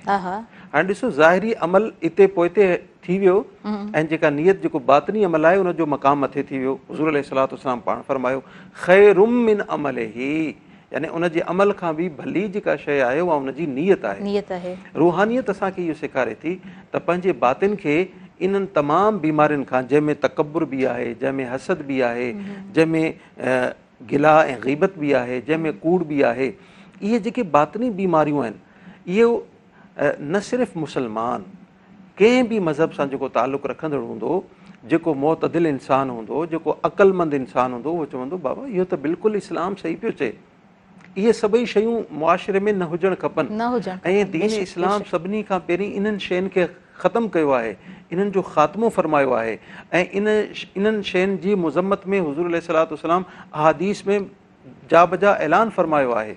ऐं जीअं कल्ह बि ॻाल्हि ॿोल थिए पई त जेको शख़्स हसद करे थो, जेको चुग़ुलखोरी करे थो, हुज़ूर अलैहिस्सलाम फरमायो मुंहिंजो उन सां को ताल्लुक़ु कोन्हे ऐं उन जो मूंसां को ताल्लुक़ु कोन्हे। हाणे अंदाज़ो लॻायो इहे सभई जेके बातिनी बीमारियूं आहिनि इन्हनि खे साफ़ करण जो अच्छा वरी जेको सफ़ाई जो जेको तरीक़ो आहे, मेथड आहे, उहो हर कंहिंजो अलॻि अलॻि आहे। यानी कि मुख़्तलिफ़ जेके सूफ़िया आहिनि उहे मुख़्तलिफ़ उन्हनि जा तरीक़ा आहिनि त हिन दिलि खे साफ़ करण जो तरीक़ो असल छा आहे। जीअं हिकिड़ी हदीस शरीफ़ में आयो लिकुल्लि शैइन सिक़ालतुन, हर शइ खे साफ़ करणु यानी मांजण जो हिकिड़ो को न को आलो हूंदो आहे, यानी कंहिं शइ सां उनखे साफ़ कबो आहे। वसिक़ालतुल क़ल्बि, ऐं क़ल्ब खे साफ़ करण जो जेको आलो आहे, जेको ज़रियो आहे, उहो आहे ज़िक्रुल्लाह, अल्लाह तबारक व ताला, उन पंहिंजे पालणहार, पंहिंजे ख़ालिक ऐं मालिक जो ज़िक्र आहे। जॾहिं उन ज़िक्र सां हिन दिलि जी सफ़ाई थींदी त हीअ दिलि तमामु मेरिन ऐं बुरी आदतुनि ऐं ख़सलतुनि खां पाक ऐं साफ़ थी वेंदो। उन खां पोइ तव्हां जेको बि अमल कंदो उन जो असरु तव्हांजे बातिन ते बि थींदो, तव्हांजे ज़ाहिर ते बि थींदो। अक्सर असां ॾिसूं था न केतिरा माण्हू आहिनि जेके नमाज़ तमामु पाबंदी सां पढ़नि था, तमामु पाबंदी सां, लेकिन नमाज़ खां ॿाहिरि दुकान ते अची वेही वरी उहो मिलावट वारो कमु, वरी धोखे दही वारो कमु, वरी उहो फ़रेब वारो कमु, वादे ख़िलाफ़ी वारो कमु। केतिरा असां सां गॾु असांजा दोस्त असांजी जेॾीमहिल गुफ़्तगू में शामिलु थियनि था उन्हनि बरमला इहो इक़रार कयो साईं तव्हां जेका गुफ़्तगू कई असां ॿुधी, पर कूड़ खां बग़ैर असांजो कारोबार हली कोन थो सघे। हाणे अंदाज़ो लॻायो छा अल्लाह तबारक व ताला खे इहो ख़बर कोन हुई त कूड़ खां बग़ैर कमु कोन हलंदो। अलाह जे हबीब खे बि ख़बर कोन हुई, अॼु असांखे इहो सम्झ में इहा ॻाल्हि अचे थी त कूड़ खां बग़ैर कारोबार कोन हलंदो। यानी अलाह खां बि वधीक तव्हांखे इल्मु आहे, अलाह जे रसूल खे बि खां बि तव्हांखे वधीक इल्मु आहे। न, इहो धोखो ऐं वहम आहे। असांजी जेके दिलि में शैतान पंहिंजे वसवसे सां इहो दाख़िल कयो आहे, कूड़ न हणंदे तुंहिंजो कारोबार न हलंदो। अॼु बि उहे ब्रांड मौजूदु आहिनि जेके मुस्लमाननि खां अलावा यहूदियुनि जा आहिनि, जेके गैर नॉन मुस्लिम्स जा आहिनि, उहे पूरी दुनिया में कारोबार कनि पिया ऐं ॾींहों ॾींहुं मथे वञे पियो उन्हनि जो कारोबार, उहो कामयाबी खे मीट कनि पिया। पर असांजा जेके मुस्लमान जेके धोखे में, फ़रेब में, दगाबाज़ी में, दजल में, मिलावट में अॻिते सभिनी माण्हुनि सभिनी क़ौमुनि खे पोइ ते उन्हनि छॾे ॾिनो आहे ऐं असां नाले जा मुस्लमान रहिया आहियूं। त हुज़ूर अलैहिस्सलाम सभिनी खां पहिरीं उहे जेके बातिनी बीमारियूं उनखे ख़तमु करण जी कोशिशि कई आहे। हिते इहा वज़ाहत कंदो आहे सूफ़िया किराम, तमामु सूफ़िया किराम, उन्हनि जो इत्तिफ़ाक़ आहे त बातिन जी जेका सफ़ाई आहे उनजो आगाज़ ऐं इब्तिदा सभ खां पहिरीं जेको उनजो दरवाज़ो आहे उहो इहो आहे, तव्हां सभिनी खां पहिरीं पंहिंजूं जेके बि ख़राबियूं आहिनि उन्हनि खे तव्हां गौर कयो, उनजी लिस्ट ठाहियो। मूं में हे बि ख़राबी सभिनी खे ॾिसो, उन ते गौर कयो। जॾहिं तव्हां यकीन थी वञे ही मूं में ख़राबियूं आहिनि, पोइ अलाह तबारक व तआला खां उन्हनि बुरी सिफ़तुनि खां मुआफ़ी घुरो, या अलाह मां माफ़ी घुरां थो, अॼु खां पोइ ही मां अमल न कंदुसि। चाहे हसद जो हुजे, कीने जो हुजे, पको पह करे। ऐं तौबा लफ़्ज़ अरबी जो ताब यतूब मां वरितल आहे ऐं ताब यतूबो जी मीनिंग आहे तरका यतरुको, यानी छॾे ॾियणु, उनखे बिल्कुलु अल हिजरा यानी कि तरक करनि, उनखे छॾे ॾियणु। गुनाह खे जेसि ताईं इंसानु छॾींदो न तेसि ताईं उनजी तौबा क़बूल कोन थिए। वरी उनजा 3 अरकान आहिनि, यानी हिकिड़ो त उन गुनाह जी उनखे ख़बर हुजे, उनजी माफ़ी घुरे, उन ते वरी नदामत बि उनखे हुजे, शर्मिंदगी बि हुजे, एहसास हुजे शर्मिंदगी जो, मां अलाह ताला जी नाफ़रमानी कई आहे, मां बुरे कम में मुलविस हुयुसि। ऐं टियों, आइंदा उनखे न दोहराइण ऐं न करण जो पको इरादो करणु। इहे तौबा जा अरकान आहिनि। सूफ़िया किराम चवनि था को बि शख़्स ओसी ताईं विलायत ॾे अॻिते नथो वधी सघे, मारिफत ॾे क़दम नथो वधाए सघे, रूहानियत जी तरफ़ नथो अची सघे जेसीं ताईं तौबा जे दरवाज़े खां न गुज़रे, जेसीं ताईं तौबा न कंदो तेसीं ताईं उहो उन बीमारियुनि में मुब्तला रहंदो। ऐं हज़रत अब्दुल्लाह बिन मसूद रज़ी अल्लाह तआला अन्हु फरमाइनि था, अत्ताइबु मिनज़्ज़म्बि कमन ला ज़म्ब लहू, गुनाहनि खां तौबा करण वारो ईअं आहे ॼण उन गुनाह कयो ई कोन्हे। इन एतिबार सां त तौबा, वरी अलाह तबारक व तआला जे फरमान जी तरफ़ अचूं त अलाह तबारक व तआला छा इरशाद फरमाए थो। अलाह ताला इरशाद फरमायो, इन्नल्लाह युहिब्बुत तव्वाबीन, बेशक अलाह तबारक व तआला मुहब्बत फरमाईंदो आहे तौबा करण वारे सां, व युहिब्बुल मुततहिरीन, ऐं जेको पाकीज़गी हासिल करे थो उनखे बि अलाह ताला पंहिंजो महबूब बणाए थो। हिन में 2 शयूं आहिनि, हिकिड़ी बातिनी पाकीज़गी जो ज़िक्र आहे, ॿियो ज़ाहिरी पाकीज़गी जो ज़िक्र आहे। तौबा बातिनी पाकीज़गी जो नालो आहे ऐं तहारत ज़ाहिरी पाकीज़गी जो ज़रियो आहे, उनजो नालो आहे। अलाह तबारक व तआला पहिरीं बातिनी पाकीज़गी खे बयानु फरमायो, उनखां पोइ ज़ाहिरी पाकी खे बयानु फरमायो। इन जो मतिलबु इहो थियो त जेको बानो तौबा करे थो, पंहिंजे बातिन खे साफ़ करे थो, पंहिंजे ज़ाहिर खे उनखां पोइ साफ़ करे थो, अलाह तबारक व तआला जो उहो शख़्स महबूब ऐं मुक़रब बणे। सुभान अल्लाह, सुभान अल्लाह। ॾाढे सुहिणे अंदाज़ में हर ॾींहुं ऐं हर डिस्कशन खां बाद में इहो मुंहिंजो जुमिलो मूंखे लॻंदो आहे फिक्स थी चुको आहे त अल्लामा साहिबु ॾाढे सुहिणे अंदाज़ में गुफ़्तगू जनाब फरमाईंदा आहिनि। इहो ॻाल्हि ॾाढी सुहिणे अंदाज़ में आसानी सां सम्झ में ईंदी आहे पर यादि पिणु थी वेंदी आहे। अच्छा, मां घर वेंदी आहियां न अल्लामा साहिबु, त जॾहिं मां बाबा साईं सां मां वेहंदी आहियां, करे बाबा साईं मसरूफ़ हूंदा आहिनि, न ॾिसी सघंदा आहिनि प्रोग्राम, पोइ अवां जेको बयानु फरमाईंदा आहियो बाबा साईं खे वञी पूरो जो पूरो मां बयानु फरमाईंदी आहियां, ॿुधाईंदी आहियां वेही हुननि खे।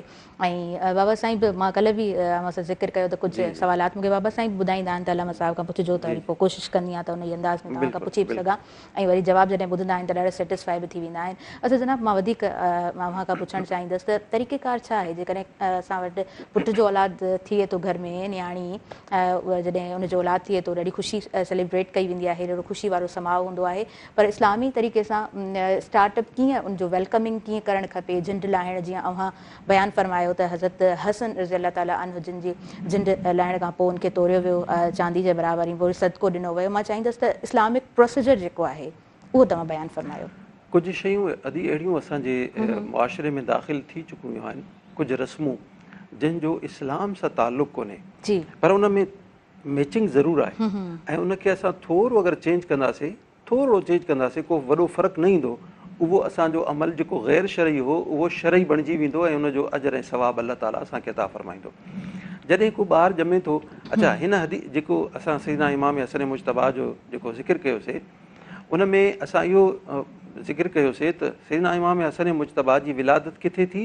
हुज़ूर अलैहिस्सलातु वस्सलाम जे घर में थी। इन मां असांखे इहो बि सबक़ु मिले थो, जॾहिं न्याणी जो इहो आख़िरी मरहलो हुजे त उहो उन जा जेके माउ ऐं पीउ आहिनि उहे उन सां मौजूदु हुजनि, उन सां बिल्कुलु मथे मौजूदु हुजनि ऐं उन्हनि खे उन न्याणी खे अहसासु हुजे त मूंसां मुंहिंजा माउ ऐं पीउ बि गॾु आहिनि, मुंहिंजो मुड़ुसु बि मूंसां गॾु आहे। यानी उहो अहिड़ो मरहलो हूंदो आहे तकलीफ़ ॾे, इंतिहाई तकलीफ़ ॾे, औरत सम्झंदी आहे शायदि मुंहिंजो बचणु नामुमकिन आहे, यानी अहिड़ो मरहलो हूंदो आहे। उन वक़्त में मौजूदगी वालिदैन जी या भाउ जी मुड़ुस जी तमामु इंतिहाई ज़रूरी आहे। ऐं कॾहिं कॾहिं इहो बि ॾिठो वियो आहे उन वक़्त में अगरि उनखे ज़हन में इहो अहसासु थिए त मूंसां गॾु को बि कोन्हे, मां अकेली आहियां, त जेको ॿारु पैदा थिए थो उहो ज़हनी एतबार सां कॾहिं कॾहिं माज़ूरी जी तरफ़ हलियो अनफिट थी वञे। सभिनी खां पहिरीं त उन जॾहिं विलादत जो वक़्तु हुजे त न्याणी जे मथां उनजो माउ या पीउ या वॾो भाउ जेको लाज़मी ज़रूरु ऐं उनजो मुड़ुसु ख़ासि तौर ते उते मौजूदु हुजे। ऐं जॾहिं ॿारु ॼमे थो, वालिदैन जे मथां हक़ु आहे त उनजो सुठो नालो रखणु। इहा बि असां में बीमारी फैलिजी चुकी आहे।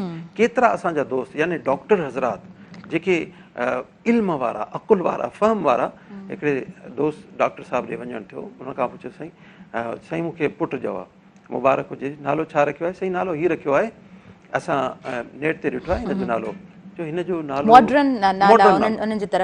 उन मॉडर्न जे उन दौड़ में जेको आहे उहो अलाए किथे वञी पहुता। साईं हिन जो नालो, साईं असां नेट ते ॾिठो आहे, हिन जो नालो हीउ आहे ऐं हिन जी मीनिंग आहे बहादुर ऐं वॾो दिलेर। मूं चयो अरबिक में त कोन थो मूंखे नज़र अचे, थी सघे पर्शियन में हुजे। वरी जॾहिं डिक्शनरियूं खोलियूंसीं पर्शियन जूं, उर्दू जूं, अरेबिक जूं, न अरबिक में न पर्शियन में न ॿी कंहिं ॿोली में न सिंधी में, उहो आहे ई कोन उहो लफ़्ज़। उनजी मीनिंग किथां आई, उनजी मीनिंग छा आहे, का ख़बर कोन्हे। मूं हुनखे चयो तव्हां उहो नालो रखो जंहिंजी घटि में घटि मीनिंग भली हुजे, सुठी मीनिंग हुजे। ऐं इहो ई असांखे चयो वियो आहे त सुठो नालो रखिजे। जीअं हुज़ूर अलैहिस्सलातु वस्सलाम नालो हरब मटाए वरी हसन रखियो ऐं हुसैन रखियो, रिवायत में अचे थो इहे हसन ऐं हुसैन अल्लाह तबारक व तआला नाला लिकाए रखिया हुया, कॾहिं ज़िंदगी में कंहिं न रखियो, ऐं हुज़ूर अलैहिस्सलातु वस्सलाम पंहिंजी औलाद जे मथां इहे नाला रखिया, यानी ख़ूबसूरत नालो रखो। उन खां पोइ उनखे तहनीक करणु, यानी पहिरीं जेका ग़िज़ा आहे, अच्छा इहो बि असां थोरो बारीक फ़र्क़ु सम्झूं त ईअं न थिए जो असां सॼी कतल जी घड़ी वात में विझी हुनजी वात में विझूं, न न न, नंढड़ो ॿारु आहे उहो चॿाड़े नथो सघे। यानी नंढड़ो ज़रो अगरि माखी बि असां ॾियूं था त माखी जो बिल्कुलु ज़रो, कतिरो बि न, कतिरे खां बिल्कुलु नंढो, उहा असां हुनजे वात में विझूं। इहा इन जे करे त पहिरीं ग़िज़ा उनजे वात में, उनजे पेट में जेका दाख़िल थिए उहा हलाल ग़िज़ा दाख़िल थिए, ऐं उन हलाल ग़िज़ा जे बरकत सां अल्लाह तबारक व ताला पूरी ॼमार उनखे हलाल खाइण ऐं हलाल कमाइण वारो बणाए। उन खां पोइ नाले रखण जो हक़ु कंहिंखे आहे? सॼे घर भातियूं थी पवंदो, मुंहिंजे तरफ़ां ही नालो, मुंहिंजे तरफ़ां, इहो वालिदैन जो हक़ु आहे। अगरि वालिदैन यानी न्याणी माउ पंहिंजे ससु सहुरे खे इहो हक़ु ॾे त ससु सहुरो बि नालो रखी सघनि था, पंहिंजे माउ पीउ खे हक़ु ॾे, अख़्तियार ॾे त उहो बि रखी सघनि था, लेकिन हक़ु जेको आहे उहो माउ ऐं पीउ जो आहे। उन खां पोइ 7 ॾिहाड़े ते उनजो अक़ीक़ो करणु, हुज़ूर अलैहिस्सलातु वस्सलाम जन जी हदीस आहे त ॿारु एसी ताईं गिरवी रखियलु हूंदो आहे, उनजो जेको बि ख़ैरु हूंदो आहे, ख़ैर ऐं बरकत उहा गिरवी रखियलु हूंदी आहे। जीअं इंसान उनजो अक़ीक़ो करे थो, उहा ख़ैर ऐं बरकत अल्लाह ताला उन बचड़े खे अता फ़रमाए थो। असां छठी कयूं था, छठी दीन इस्लाम में कोन्हे। 7 ॾींहं ते असां अक़ीक़ो कयूं, थोरो ख़र्च ज़्यादा आहे, थोरो ख़र्च, हिकिड़ो ॿकरो वठो, 2 ॿकरा वठो छोकिरे जे लाइ, पर हिकिड़ो बि अगरि कंहिं कयो त उनजो बि अक़ीक़ो थी वञे थो।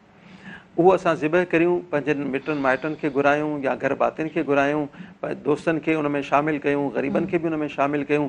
उहो गोश्त तव्हां ईअं तक़सीम कयो त बि ठीकु आहे, तव्हां अगरि उनखे पचाए दावत करणु चाहियो त बि ठीकु आहे, इहो बि अक़ीक़ो में शुमार थी वेंदो ऐं उहो ख़ैर बरकत जेका आहे अल्लाह तबारक व तआला उन बचड़े खे अता फरमाईंदो।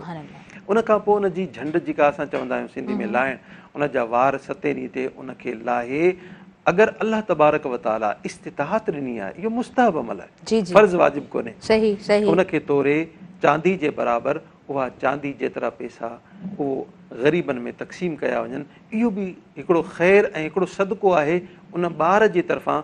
असां ॾिसंदा आहियूं ॿार। अच्छा अलामा साहब कता कलामी मुआफ़ कजो, मां हिकिड़ी वीडियो ॾिठी हुई, उन में तरीक़ेकार बयानु थियल हो त झंडि हिन तरह हलाइणु खपे, इस्लाम में कुझु तरीक़ेकार आहिनि। मां थोरो चाहींदसि तव्हां क्लियर कंदा हलिजो त छा इस्लाम में कोई स्पेसिफिक तरीक़ो आहे उन झंडि खे हलाइण जो? न, अॼु ताईं मुंहिंजे नज़र मां का अहिड़ी रिवायत न गुज़री आहे त बिल्कुलु एज़ इट इज़ हिन तरीक़े सां ई अगरि तव्हां झंडि लाहींदो थींदी, न त कोन थींदो। अल्लाह तबारक व तआला आसानी फरमाई आहे। हुज़ूर अलैहिस्सलातु वस्सलाम इरशाद फरमायो, यस्सिरू वला तुअस्सिरू, तव्हां आसानियूं पैदा कयो, ॾुखियाइयूं पैदा न कयो। अलामा साहब अमां पंहिंजी ज़ुबानी बि बयानु फरमायो त काफ़ी सारियूं अहिड़ियूं शयूं, एॾो उनजी वॉचिंग टाइम ॾाढो उन्हनि जो हूंदो आहे, ऐं तव्हां ॾिसंदा आहियो त व्यूवर्स उन ते तमामु घणा मैंशन हूंदा आहिनि, त हेतिरा माण्हू उनखे ॾिसी चुका आहिनि उन वीडियो खे, त माना ग़लति शयूं बि आसानी सां हली चुकियूं आहिनि। छाकाणि त असां सभु पंहिंजा सोशल अकाउंट्स यूज़ कंदा आहियूं, हर कंहिंखे जेका शइ सुठी लॻे थी उहा पोस्ट करे छॾींदो आहे, कोई बि उनखे करेक्ट करण वारो कोन हूंदो आहे, ऐं कोई बि उनखे किथे पास न कराई वेंदी आहे न, मीन्स तव्हां पाण ई उनजा ज़िम्मेदार हूंदा आहियो। अच्छा अलामा साहब, ऐं पहिरीं ब्रेक वठां, मुंहिंजो ब्रेक जो चयो वञे पियो, उनखां पोइ पाण कंटिन्यू कंदासीं। नाज़रीन, अज़मत रमज़ान में भरपूर साथ मौजूदु आहे, नेल्सन पेंट्स जो रंग ज़िंदगी जो ऐं क्विज़ जो भरपूर साथ मौजूदु आहे। क्विज़ ज़ाइके जी रिवायत, हर घर जी सुञाणप, काॾे न वञिजो, ऐं ॾाढो ख़ूबसूरत डिस्कशन हले पियो। वरी मां कंटिन्यू कयां थी अॼु पंहिंजो प्रोग्राम अज़मत रमज़ान।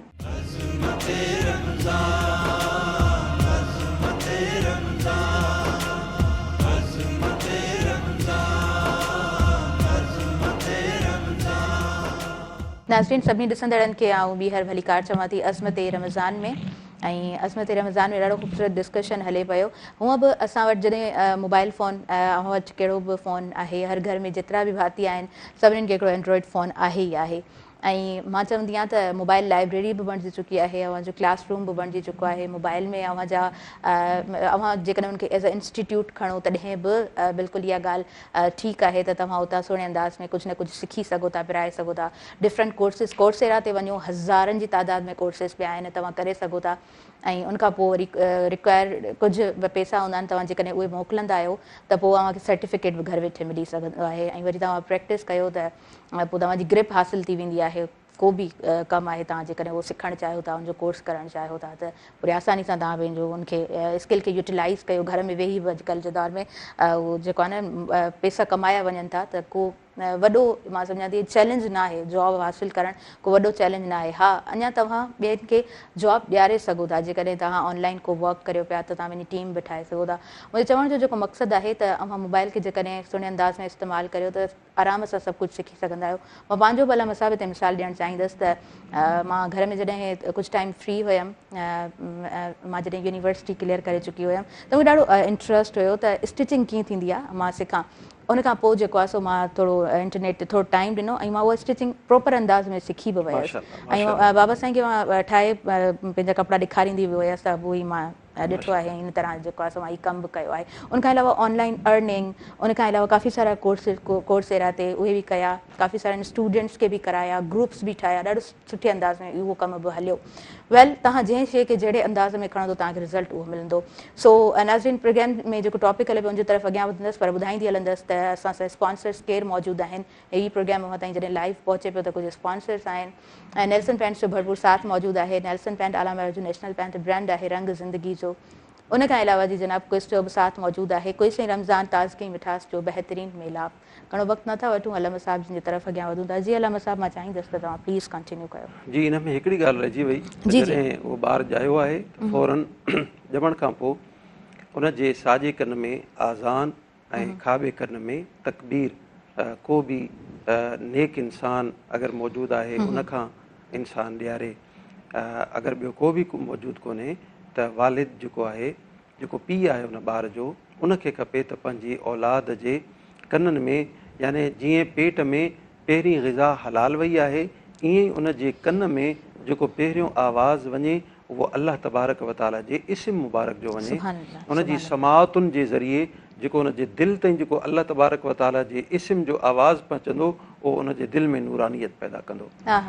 ऐं उन खां पोइ जीअं गुज़ारिश थी त 7 ॾींहं ते उहा अक़ीक़ो आहे। उन खां पोइ अल्लाह तबारक व ताला दीन इस्लाम में ख़ासि अहिड़ो जेको मरहलो जेको औरत जे उन डिलीवरी जो आहे उन वक़्तु जेका ख़ासि कैफ़ियत उन असांजी भेण ते दिड़ी ते तारी थिए थी, उन ख़ासि हालत में अल्लाह तबारक व ताला उन जूं नमाज़ूं माफ़ कयूं आहिनि। पर हिते थोरी निशानदही हिकिड़े मसइले जी कंदो हलां त असांजे मुआशिरे में इहो सम्झो वञे थो त जेका नमाज़ जी माफ़ी आहे उहा 40 ॾींहंनि ताईं आहे। ईअं कोन्हे, इहो मैक्सिमम टाइमिंग आहे, मैक्सिमम, यानी कि उहा हालत अगरि 40 ॾींहंनि ताईं तारी आहे त पोइ 40 ॾींहंनि ताईं तव्हांखे नमाज़ जी माफ़ी आहे। लेकिन अगरि उहा हालत 3 ॾींहं में ख़तमु थी वई, 5 ॾींहं में ख़तमु थी वई, महीने में ख़तमु थी वई, 15 ॾींहं में ख़तमु थी वई, त उन खां पोइ तव्हांखे नमाज़ तव्हांजे मथां फ़र्ज़ु आहे, तव्हां नमाज़ अदा कंदो। तव्हां तिलावत करे सघो था, क़ुरान मजीद पढ़ी सघो था, तव्हां क़ुरान मजीद खे हथु लाए सघो था। यानी कि लाज़िम कोन्हे त सिर्फ़ु 40 ॾींहंनि ताईं असांखे वेट करिणो आहे, न, जीअं ई उहा हालत ख़तमु थी उन खां पोइ असांखे नमाज़ फ़र्ज़ु अदा करणी आहे ऐं असां पंहिंजे वरी रूटीन वारे मामलात में अची वेंदासीं। इहे सभई शयूं दीन इस्लाम में बयानु थियल आहिनि। सही, सुभान अल्लाह, सुभान अल्लाह जी। असां अॻियां वधंदासीं ऐं असां अली फैज़ान मौजूदु आहे। अली फैज़ान, मां चाहींदसि त अव्हां नातिया कलाम पेश कयो। बिस्मिल्लाह कयो तव्हां। मौला नबी मैसर जो तमामु मशहूरु ज़माना कलाम आहे जेको मुंहिंजे समात नज़र बिस्मिल्लाह। मां नथो चाहियां त मूं वटि सोन चांदी ज़र हुजे, मां नथो चाहियां त मूं वटि सोन चांदी ज़र हुजे, थो घुरां तो खां त तुंहिंजे दर अॻियां मुंहिंजो घर हुजे, थो घुरां तो खां त तुंहिंजे दर अॻियां बसि घर हुजे, मूं मञी दरबानी दरबानीअ जो जीअं दस्तूर आ, तूं बि चओ मिठड़ा खणी मूंखे बि ईअं मंज़ूर आ, तूं बि चओ मिठड़ा खणी मूंखे बि ईअं मंज़ूर आ, तुंहिंजे हर महिमान जो, तुंहिंजे हर महिमान जो ही नात ख़ानो कर हुजे, थो घुरां तो खां त तुंहिंजे दर अॻियां बसि घर हुजे,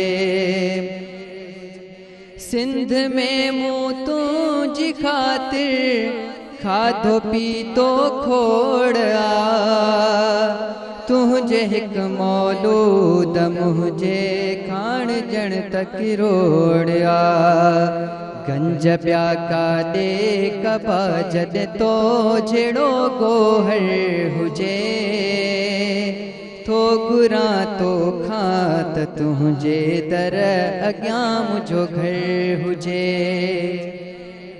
को बि चवंदो हल मदीने ॾे त हिकदमि हा कबी, जे मिले जॻह मदीने में त मेहड़ छा कबी, आऊं बि बचड़न सूद मन मूं ॾे बि को आडर हुजे, थो घुरां तो खां त तुंहिंजे दर अॻियां बसि घर हुजे, गुफ़्तगू ही पाण में गॾिजी कंदा मुनकर नकीर, ही मोहम्मद जो मदाही थव गुलाम नबी फ़कीर, ही मोहम्मद जो मदाही थव गुलाम नबी फ़कीर, ॾियोसि माफ़ी ख़ैर सां ख़ुशबाशता मैशर हुजे, थो घुरां तो खां त तुंहिंजे दर अॻियां बसि घर हुजे। हा हा, माशाल्लाह माशाल्लाह। अलामा साहब, मां चाहींदसि त जीअं कलाम अली फैज़ान ॾाढो ख़ूबसूरत पेश जी, कयो आहे माशाल्लाह, ऐं महेसर साहिब जो वाक़ई ॾाढो ॾाढो मशहूरु इहो कलाम आहे। हुज़ूर अकरम सल्लल्लाहु अलैहि वसल्लम जी सिक ॾाढी वॾी ॻाल्हि आहे। मां चाहींदसि उन बाबति थोरो तव्हां बयानु फरमायो। इन में को बि शक न आहे, जेको बि मोमिन मुसलमान हुज़ूर अलैहिस्सलातु वस्सलाम ते कलमो पढ़ंदड़ आहे, उन जे दिलि में हुज़ूर अलैहिस्सलातु वस्सलाम जी हुब, हुज़ूर अलैहिस्सलातु वस्सलाम जो इश्क़ मौजूदु आहे। ऐं जेको बि हुज़ूर अलैहिस्सलातु वस्सलाम ते कलमो पढ़े थो इंसानु, थोरी या घणी उन में उहा सिक वारी शइ ज़रूरु मौजूदु हूंदी आहे, पर उहा सिक जॾहिं वधे थी उनखे पोइ हुब चयो वञे थो। वरी जॾहिं उहा हुब वधे थी ऐं इंसानु उन हुब में तड़पे थो, पोइ उन तड़पण वारी कैफ़ियत खे इश्क़ चयो वञे थो। ऐं जेका इश्क़ वारी इहा कैफ़ियत आहे उहा इंसान खे अल्लाह ताला जे बि वेझो करे थी ऐं अल्लाह जे हबीब जे बि वेझो करे थी। अलामा साहब कथा कलामी माफ़ कजो, मां बिल्कुलु न पई चाहियां त मां विच में ब्रेक वठां, इंटरप्ट करियां, पर वक़्तु साही जो थी वियो आहे। सो शॉर्ट कमर्शियल ब्रेक आहे, वठी वठूं। दाज़मत रमज़ान में नेल्सन पेंट्स नाज़रीन भरपूर साथ मौजूदु आहे रंग ज़िंदगी जो, ऐं क्विज़ जो बि साथ मौजूदु आहे। क्विज़ से रमज़ान मिठास ऐं ताज़गी जो बहितरीन मेलाप, काॾे न वञिजो, ऐं ॾिसंदा रहिजो अज़मत रमज़ान।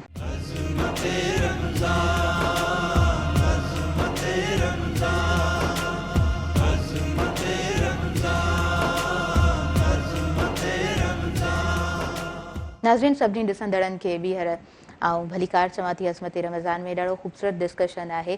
सो घणो टाइम न वठंदसि ऐं मां चाहींदसि त अलामा साहिब जन कंटिन्यू कनि। ऐं उहा जेका रम्ज़ हूंदी आहे न, उहा टुटी वेंदी आहे त उहो सुठो कोन लॻंदो आहे। मां चाहींदी आहियां त रम्ज़ में ई हिकिड़ी शइ हलंदी रहे।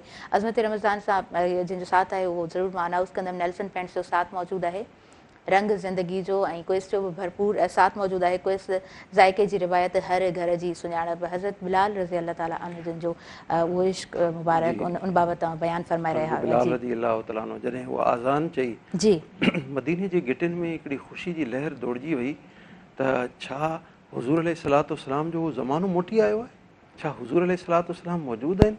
उन्हनि खे एतिरी उहा हुब, उहा सिक जेका आहे, माना हिकिड़ी ख़ुशीअ जी अहिड़ी लहर दौड़जी वई जो नंढड़ा ॿार, वॾा, पोढ़ा, मायूं सभई मस्जिद नबवी शरीफ़ उन्हनि रुख़ कयो ऐं अचणु लॻा त ॾिसूं माजरो छा आहे। या उहा ई आवाज़ गूंजे पई जेका सोणे नबी करीम सल्लल्लाहु अलैहि वसल्लम जे ज़माने में गूंजंदी। हुज़ूर अलैहिस्सलातु वस्सलाम जे उन इस्म मुबारक ते जॾहिं हज़रत बिलाल पहुता, अशहदु अन्न मुहम्मद रसूलुल्लाह, बेहोश थी हेठि किरी पिया। ऐं इन जो सबबु इहो हो त जॾहिं हुज़ूर अलैहिस्सलातु वस्सलाम मौजूदु हूंदा हुआ त साम्हूं आङुर सां इशारो कंदा, अशहदु, मां गवाही ॾियां थो अल्लाह ताला जा महबूब, अल्लाह ताला जा रसूल आहिनि, मुहम्मद अल्लाह ताला जो रसूल आहे। ऐं जॾहिं वरी उन्हनि पंहिंजे उन रूटीन जे मुताबिक़ जॾहिं हीउ इशारो कयो ऐं सुहिणो नबी बज़ाहिर नज़र न आयो त उहो बर्दाश्त न करे सघिया, हेठि किरी पिया, बेहोश थी विया। अहिड़े नमूने बाज़ सहाबा किराम नमाज़ जे लाइ ईंदा हुआ। नमाज़ अल्लाह तबारक व तआला जी इबादत आहे, पर बीहंदा कुंडुनि में हा, सफ़ जे हिकिड़े पासे ॿिए पासे। कंहिं पुछियो घणो सवाबु त पोयां आहे, तव्हां कुंडुनि में छा था कयो, तव्हां परे छो बीहंदा आहियो। उन्हनि पंहिंजी ख़्वाहिश जो इज़हार कयो त असां चाहियूं था नमाज़ में जॾहिं साईं जन हूंदा आहिनि, चहिरो मुबारक अॻिते हूंदो आहे, पोइ जीअं ई नमाज़ ख़तमु थिए त सभिनी खां पहिरीं उन चहिरे मुबारक जी ज़ियारत असां कयूं। जॾहिं साईं सलाम वराइनि त असां बिल्कुलु कुंड में हूंदासीं त चहिरो मुबारक असांखे बिल्कुलु मुकमल नज़र ईंदो, त पहिरीं असांखे उहो चहिरो मुबारक नज़र अचे। हुज़ूर अलैहिस्सलातु वस्सलाम जन जी एतिरी सिक हूंदी हुई, बल्कि सहाबा इकराम इमामैन हसनैन करीमैन रज़ी अल्लाह ताला अन्हुमा खे जॾहिं हुज़ूर अलैहिस्सलातु वस्सलाम जी सिक लॻंदी हुई, कंहिं बि सहाबी खे काशाने नबूवत ते ईंदा हुआ, हज़रात हसनैन करीमैन खे गुज़ारिश कंदा हुआ तव्हां ॿई तशरीफ़ वठी अचो ॿाहिरि, ॿई गॾिजी उन्हनि खे बीहारे पोइ ॿिन्ही जी ज़ियारत कंदा हुआ। उन्हनि खे सोणे नबी करीम जी ज़ियारत नसीब थी वेंदी हुई, छो जो हज़रत इमाम हसन मुजतबा मथे खां वठी नाफ़ ताईं, दुन ताईं हुज़ूर अलैहिस्सलातु वस्सलाम जे शबी मुबारक हुया। ऐं हज़रत इमाम हुसैन दुन खां वठी पेरनि ताईं हुज़ूर अलैहिस्सलातु वस्सलाम जी शबी मुबारक हुया। जॾहिं ॿिन्ही खे बीहारींदा हुआ त उन्हनि खे हुज़ूर अलैहिस्सलातु वस्सलाम जी ज़ियारत नसीब थी वेंदी हुई। सुबहान अल्लाह, सुबहान अल्लाह। अच्छा अलामा साहब, उन खां अलावा मूं चाहियो पिए, हूअं त असां मुख़्तलिफ़ प्रोग्राम्स में इन बाबति ॻाल्हाए बि चुका आहियूं त हमारी जेका बेस्ट इन्वेस्टमेंट आहे उहा पंहिंजे औलाद ते हूंदी आहे। वालिद जॾहिं पूरो जो पूरो ॾींहुं मुशक़त में गुज़ारींदो आहे, सख़्ती में गुज़ारींदो आहे, त यकीनन पंहिंजे बचनि जे लाइ गुज़ारींदो आहे, पंहिंजे घर जे लाइ गुज़ारींदो आहे। ऐं औरत जेका सॼो ॾींहुं घर में पतोड़ींदी आहे, पूरो ॾींहुं मुश्किलातुनि में, कुझु हुजे न हुजे, पंहिंजे घर खे उहो सर्व कंदी आहे, त पंहिंजे बचनि जे लाइ कंदी आहे। अच्छा, इन विच में मूंखे लॻे थो हिन टाइम में पेरेंट्स जॾहिं डिफरेंट जॉब्स कनि था, मुख़्तलिफ़ एक्टिविटीज़ में इन्वॉल्व रहनि था, त उहो जेको तरबियत जो टाइम आहे, मख़सूस जेको हिकिड़ो वक़्तु हुजे त वालिद बि वेहे, वालिदा बि वेहे। अच्छा, हिकिड़ी ॿी ॻाल्हि अलम सां हिते मां ज़रूरु एड करणु चाहींदसि त असां वटि कंबाइन जेको माहौल आहे उहो बि ख़तमु थी चुको आहे शहरी ज़िंदगी में। उहा शइ बि परे परे ताईं ॿारनि खे ख़बर ई न आहे त कंबाइन माहौल छा आहे, त ॻोठनि जो त एनवायरमेंट कुझु ॿियो ई हूंदो हो। सो तरबियत ते पेरेंट्स खे केतिरो फोकस्ड रहणु घुरिजे, छाकाणि त कुझु लिमिटेड टाइम हूंदो आहे, 12 साल, 15 साल, 20 साल, उनखां पोइ तव्हां ॿारनि खे छॾे ॾींदा आहियो, छो त पोइ ॿार तव्हांखे आउटपुट ॾींदा आहिनि, इनपुट तव्हां ॾेई चुका हूंदा आहियो। मां चाहींदसि त दीनो इस्लाम जी रोशनी में मां थोरो बयानु फ़रमायो त ॿारनि खे केतिरो वक़्तु ॾियणु खपे, वालिदेन जी शफ़क़त जी उन्हनि खे केतिरी ज़रूरत हूंदी आहे, तरबियत जी केतिरी ज़रूरत हूंदी आहे। मां इन मौक़े ते इहो चवणु चाहींदुसि त ॿारनि जे लाइ जिथे मुआश ज़रूरत आहे, खाधो पीतो ज़रूरी आहे, जी जी, पर उन खाधे पीते खां बि वधीक जंहिं शइ जी ज़रूरत आहे उहो वालिदैन जी तरबियत ऐं उन्हनि जो वक़्तु आहे, बिल्कुलु, जेको पंहिंजी औलाद खे ॾियनि था। अगरि सिर्फ़ु ऐं सिर्फ़ु पैसो ऐं मुआश ऐं ज़रूरियात खे पूरो करण जी ज़िमेदारी हुजे हा त सहाबा किराम अहले बैत अतहार पंहिंजी औलाद सां अहिड़ा वर्ताव जेके असांखे नज़र अचनि था, इहे असांखे अहादीस में न मिलनि हा। बिल्कुलु, इहे जेके बि असांखे सुहिणा मिसाल मिलनि था, इन मां इहो साबित थिए थो त वालिदैन जे मथां इहो लाज़मी ऐं ज़रूरी आहे त उनखे वक़्तु बि ॾियनि, उनखे टाइम बि ॾियनि, उनजी सलाहियतुनि खे ॾिसनि। सलाहियतुनि जी ख़बर कीअं पवंदी त हिन में ॿार में कहिड़ी सलाहियत आहे, हिन में कहिड़ी कमज़ोरी आहे, उनखे दूरि करिणो आहे। जॾहिं उन्हनि सां वेहंदा, उन्हनि सां ॻाल्हाईंदा, उन्हनि खे टाइम ॾींदा, त उन्हनि जी जेके बि ख़ामियूं या ख़ूबियूं उन्हनि खे साम्हूं नज़र ईंदियूं ऐं पोइ उन्हनि जे मथां वर्क कंदा। ऐं ॿी गुज़ारिश इहा कंदुसि, ख़ुदा मां पंहिंजी अमली ज़िंदगी में इहो ॾिठो आहे त अॼु खां जॾहिं असां नंढा हुआसीं, असां इहो ॿुधोसीं त असांजा फलाणा जेके रिलेटिव्स आहिनि उहे पंहिंजे वालिदैन खां जुदा थी विया आहिनि शादी खां पोइ। अच्छा, सही, यानी अञा औलाद ई न थी त हू सेपरेट थी विया।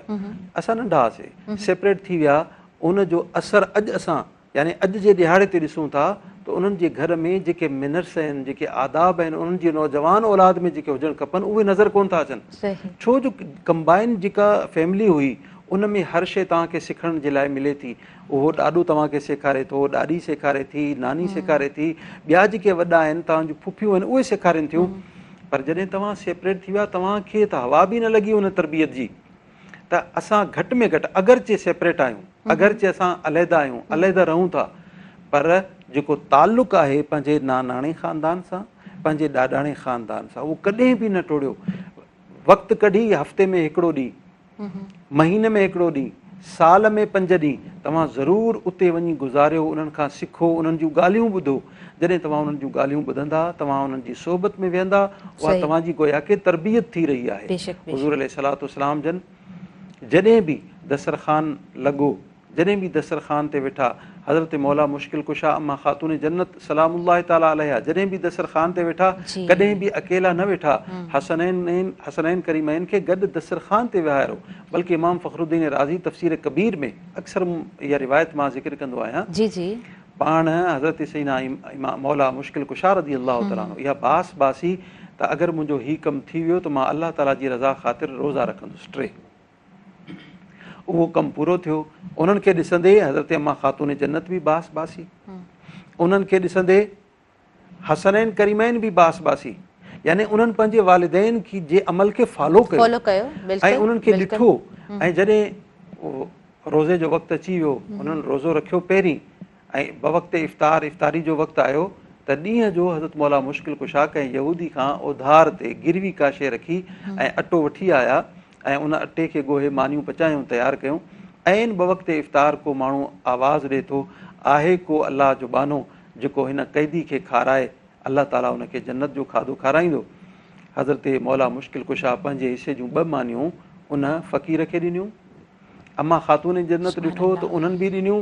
वरी हसनैन करीमैन रज़ी अल्लाह ताला अन्हुमा नंढड़ा आहिनि, नंढपिण में पंहिंजे वालिदैन खे उन अमल खे ॾिसी हू बि मानी नथा खाइनि, हू बि पंहिंजी मानी उन्हनि खे ॾेई था छॾनि।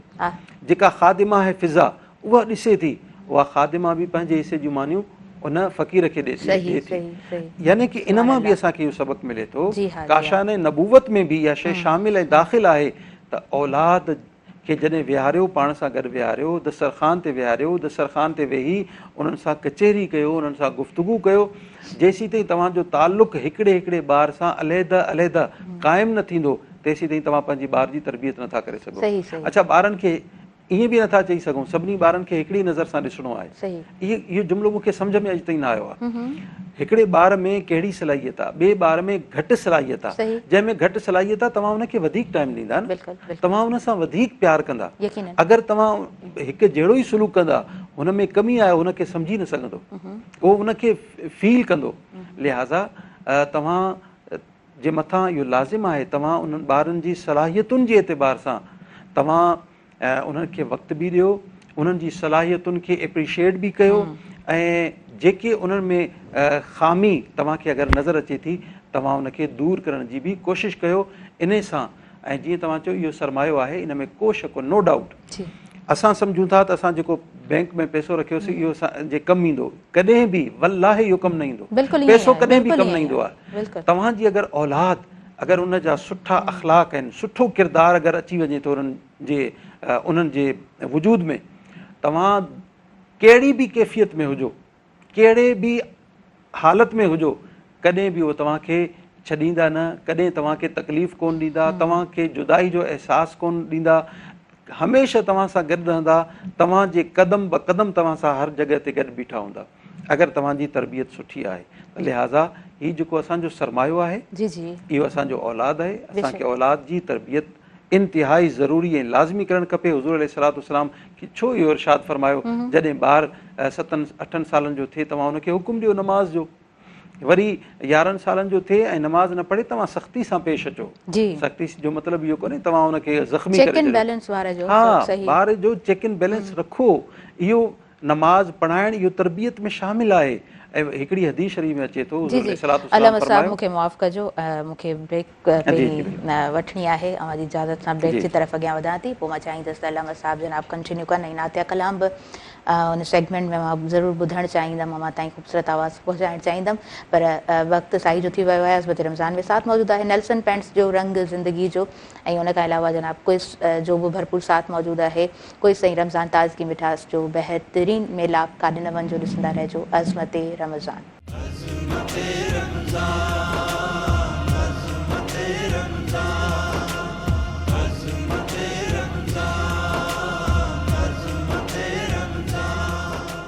नाज़रीन, सभिनी ॾिसंदड़नि खे आउं ॿीहर भली कार चवां थी अज़मत रमज़ान में, जंहिंसां नेल्सन पेंट्स जो भरपूर साथ मौजूदु आहे। नेल्सन पेंट आला मयार जो नेशनल पेंट ब्रांड आहे रंग ज़िंदगी जो, ऐं गॾो गॾु साथ मौजूदु आहे क्विज़ जो। क्विज़ ज़ाइके जी रिवायत, हर घर जी सुञाणप। तो घणो वक़्तु नथा वठूं, अलामा साहब जनाब मौजूदु आहिनि, उन्हनि खे ई सॼो असां वक़्तु ॾींदासीं। जी अलामा साहब, मां चाहींदुसि त कंटिन्यू करियो। जी बिल्कुलु, मूं गुज़ारिश कई त हुज़ूर अलैहिस्सलाम जा इहे फ़रामीन असांजे लाइ मशअल राह आहिनि, बल्कि असां क़ुरान मजीद जी तरफ़ थोरो वञूं त क़ुरान मजीद में अल्लाह तबारक व तआला उन वाक़े खे हीअं बयानु फरमायो जेको हज़रत इब्राहिम अलैहिस्सलाम ख़्वाब ॾिठो ऐं उथी पंहिंजे पुट खे हज़रत इस्माईल अलैहिस्सलाम खे फरमायूं, या बुनैय, ए मुंहिंजा पुट, इन्नी अरा फिल मनाम, मूं ख़्वाब में निंड में ॾिठो आहे, अन्नी अज़बहुक, मां तोखे ज़िबह करे रहियो आहियां। ऐं हू यानी अञा बालिग बि कोन्हे, हज़रत इस्माईल अलैहिस्सलाम नाबालिग आहे। नाबालिग ॿार खे अगरि कोई अचानक ईअं चवे मां तोखे ज़िबह थो कयां, हू त शौक़ में उनखे शौक़ लॻी वेंदो, हू परेशान थी वेंदो, मुंहिंजो बाबा मूंखे छा चई रहियो आहे। इन ही जुमिलो असांखे ॿुधाए रहियो आहे त हज़रत इब्राहिम अलैहिस्सलाम जी तरबियत एतिरी हुई, एतिरी तरबियत हुई, उन्हनि खे ख़बर हुई त ही इन में गौर फ़िक्र कंदो मुंहिंजो पुटु।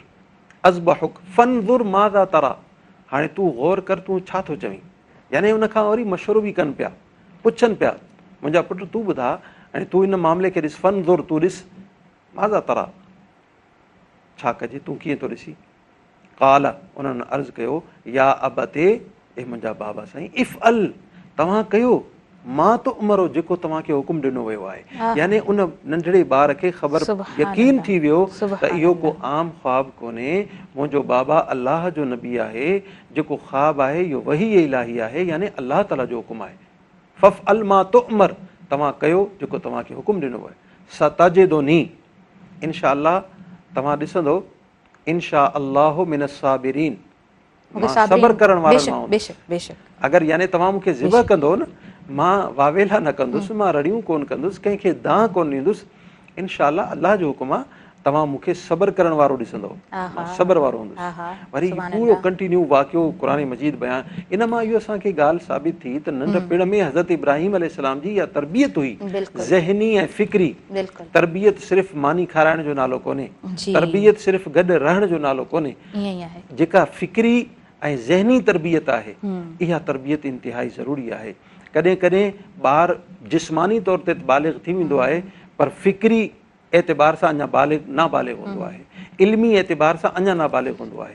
त दीन इस्लाम इहो चाहे थो त जेका जिस्मानी बलूगत आहे उहा पोइ अचे ऐं इल्मी ऐं फ़िक्री जेका बलूगत आहे उहा पहिरीं अची वञे। बेशक बेशक। अच्छा अलामा साहब, हूअं बि चयो वेंदो आहे त अव्हांजा जेको एक्शन्स आहिनि, actions speaks louder than words. उहे तव्हांजे लफ़्ज़नि खां वधीक ज़ोरदार अंदाज़ में बयानु करे रहिया हूंदा आहिनि अव्हांजी शख़्सियत खे, अव्हांजे बारे में ॿुधाए रहिया हूंदा आहिनि। अव्हांजा एक्शन्स बज़ाहिर अव्हां ज़ुबान सां कुझु बि बयानु कयो, कुझु बि ॾेखारणु चाहियो, कुझु बि प्रिटेंड कयो, पर वरी तव्हांजो जेको अमल आहे उनखे ई काउंट कयो वेंदो आहे। ऐं नो डाउट, बिना शक जे पाण सभु ॼाणूं था त ॿार लफ़्ज़नि सां कॾहिं बि कोन ॿुधंदो आहे, लफ़्ज़ उनजे ज़हन ते असरु न कंदा आहिनि, उनजे दिलि में घर न कंदा आहिनि, पर वालिदीन या उनजा वॾा उनजे अॻियां जेको कुझु करे रहिया हूंदा आहिनि त ॿार उनखे फॉलो ज़रूरु कंदा आहिनि, उहो ॾाढो जल्दी सां पिक कंदा आहिनि ॻाल्हियुनि खे, क्विक, ॾाढा उनजो ज़हन ॾाढो शार्प हूंदो आहे, क्विक हूंदो आहे उन्हनि जो एक्शन, जेको ॾिसंदा उहो जल्दी सां फटाफट उहो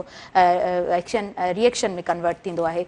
अच्छा, उनखां अलावा डॉक्टर्स बि डॉक्टरेट फील्ड बि अलामा साहिबु ॾींहों ॾींहुं पाण ॾिसूं पिया त ॾाढी सुठी तरक़ी करे पई, ऐं इहो त हिकिड़ो ॿियो बहस आहे त डॉक्टरेट फील्ड तरक़ी करे पई, उनजे बावजूद बि बीमारियूं जनम वठनि पयूं। इहो ॾाढो वॾो बहस आहे दुनिया में। इन ते जेको आहे सो पॉडकास्ट कयूं वञनि थियूं, वॾा वॾा बहस कया वञनि था, उन ते असां कोन था हलूं। पर मां ज़रूरु अव्हां खां पुछणु चाहींदसि त को बि मर्ज़ आहे, को बि इंसान कंहिं मर्ज़ में लाॻापियल आहे उन सां, ऐं उनजो छुटकारो उनखे फॉर एग्ज़ाम्पल कोन पियो मिले, का बि दवा कराए पियो, कुझु बि करे पियो, को बि ज़िक्र करे पियो, पर हू सम्झे पियो त मूंखे चाकाई नसीब कोन थी थिए, उन सूरत में सबर केतिरो ज़रूरी आहे, उन सूरत में छा तलक़ीन थियल आहे दीन इस्लाम जी रोशनी में, ऐं कीअं बयानु फरमाईंदा?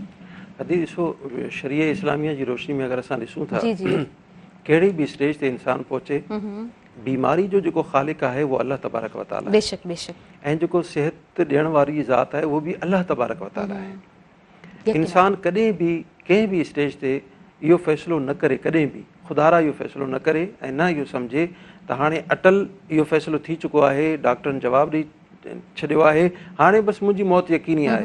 कंहिंखे बि ख़बर कोन्हे मौत कॾहिं ईंदी। असां अहिड़ा केसिस ॾिठा जेके बीमार हुया, असां यानी स्टैंड बाय हुयासीं, केॾीमहिल बि कॉल अची सघे थी त हीउ इंसानु जेको आहे हाणे असां खां मोकिलाए वेंदो, पर उन जे मोकिलाइण खां पहिरीं जेको ख़ुशि जेको उन जी ख़िदमत कंदो हो, यानी उन जी ख़िदमत करण वारी भेण जेका हुई, अचानक फ़ोन अचे थी त उनजो इंतकाल, असां चओ पिया शायदि उन्हनि खे ग़लतफ़हमी थी आहे।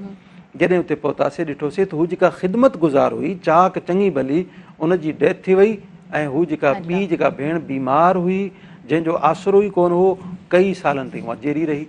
इहा अल्लाह तबारक व तआला खे ख़बर आहे, ॻुझ जो इल्मु, उहो राज़ अल्लाह ताला पाण वटि रखियो आहे त इंसानु कॾहिं वेंदो, कॾहिं उनजो रिज़्क़ ख़तमु थिए थो।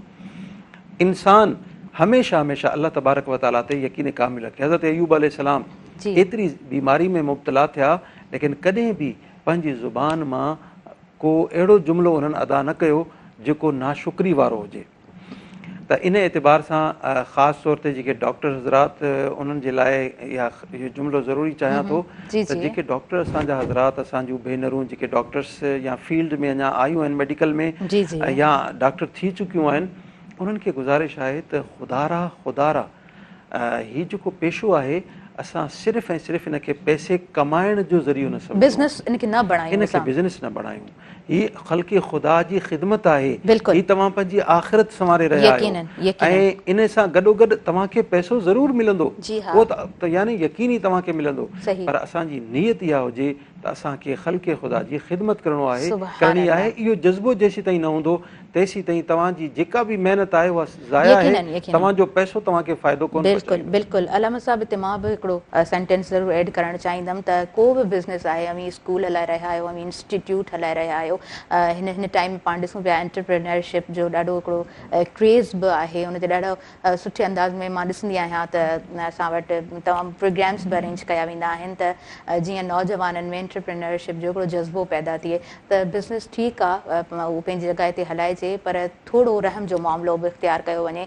असांजे अॻियां केतिरा ई अहिड़ा माण्हू मौजूदु हूंदा आहिनि जिन खे हेल्प जी ज़रूरत हूंदी आहे, पर वरी उहो ई पंहिंजे वाइट कॉलर जे बुनियाद ते उहे न बयानु करे सघंदा आहिनि, न ॿुधाए सघंदा आहिनि, एक्सप्रेस कोन करे सघंदा आहिनि, कंहिंजे साम्हूं ज़ाहिर न करणु चाहींदा आहिनि। त थोरो जेकॾहिं तव्हां में ख़ल्क़े ख़ुदा जी ख़िदमत जो जज़्बो जागे थो त यकीनन उहा शइ अव्हां जे लाइ ॾाढी सुठी आहे दुनिया में बि ऐं यकीनन आख़िरत में बि।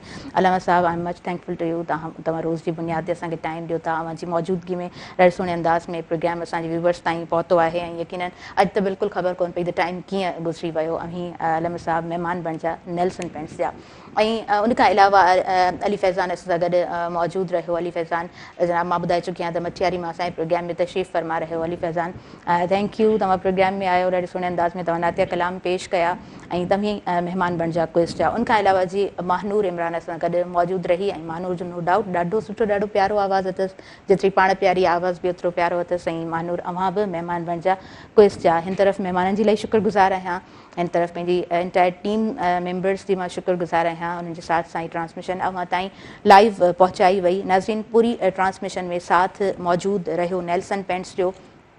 नेल्सन पेंट आलम अयाज़ जो नेशनल पेंट ब्रांड आहे। रंग ज़िंदगी जो जेको 25% अव्हांखे वधीक कवरेज ॾींदो आहे, जंहिंमें घटि पेंट जे मिक़दार में अव्हीं वधीक जॻह खे रंग करे सघंदा आहियो, पंहिंजे घर खे ख़ूबसूरत बणाए सघंदा आहियो ऐं यकीनन पंहिंजे घर खे ख़ूबसूरत बणाइण जो हर कंहिंजो हिकिड़ो ख़्वाबु ज़रूरु हूंदो आहे। सो नेल्सन उन में तव्हांजो सुठो साथ निभाईंदो आहे। नाज़रीन, उन खां अलावा क्विज़ जो भरपूर साथ अज़मत रमज़ान में रहियो। क्विज़ ऐं रमज़ान ताज़गी ऐं मिठास जो बहितरीन मेलाप, रमज़ान मुबारक में इफ़्तार हुजे या सहरी, क्विज़ जो लज़ीज़ शरबत हर ढुक खे मिठास सां भरे छॾे। क्विज़ ज़ाइक़े जी रिवायत, हर घर जी सुञाणप, इफ़्तार जो मज़ो तॾहिं ईंदो आहे जॾहिं क्विज़ जो थधो शरबत हुजे गॾु। अल्लाह तबारक व तआला तव्हांजो हामियो नासिर हुजे। यकीनन हीउ जेको टाइम आहे क़रीब आहे इफ़्तार जे, पंहिंजी दुआनि में ज़रूरु यादि कजो। तव्हांजी दुआउनि जा असीं तलबगार आहियूं। मूंखे ॾींदव इजाज़त, अल्लाह निगरबान। वेंदे वेंदे ख़ूबसूरत आवाज़ में नातिया कलाम असां छॾींदा वेंदासीं ऐं ख़ूबसूरत आवाज़ हूंदो महानूर जो। जी बिस्मिल्लाह। बलगल उला बिकमालिही कशफ दुजा बिजमालिही हसनत जमीउ ख़िसालिही सल्लु अलैहि वालिही सल्लु अलैहि वालिही सल्लु अलैहि वालिही। ऐ मज़हरे नूरे खुदा बलगल उला बिकमालिही मौला अली शेरे खुदा कशफ दुजा बिजमालिही हसनैन जाने फातिमा हसनत जमीउ ख़िसालिही सैयद मोहम्मद मुस्तफ़ा सल्लु अलैहि वालिही सल्लु अलैहि वालिही सल्लु अलैहि वालिही। कोई दुनिया अता में नहीं हमता तेरा हो जो हातिम को मुयस्सर ये नज़ारा तेरा। कह उठे देख के बख्शिश में ये रुतबा तेरा। वाह क्या जू दो करम है शगबत तेरा।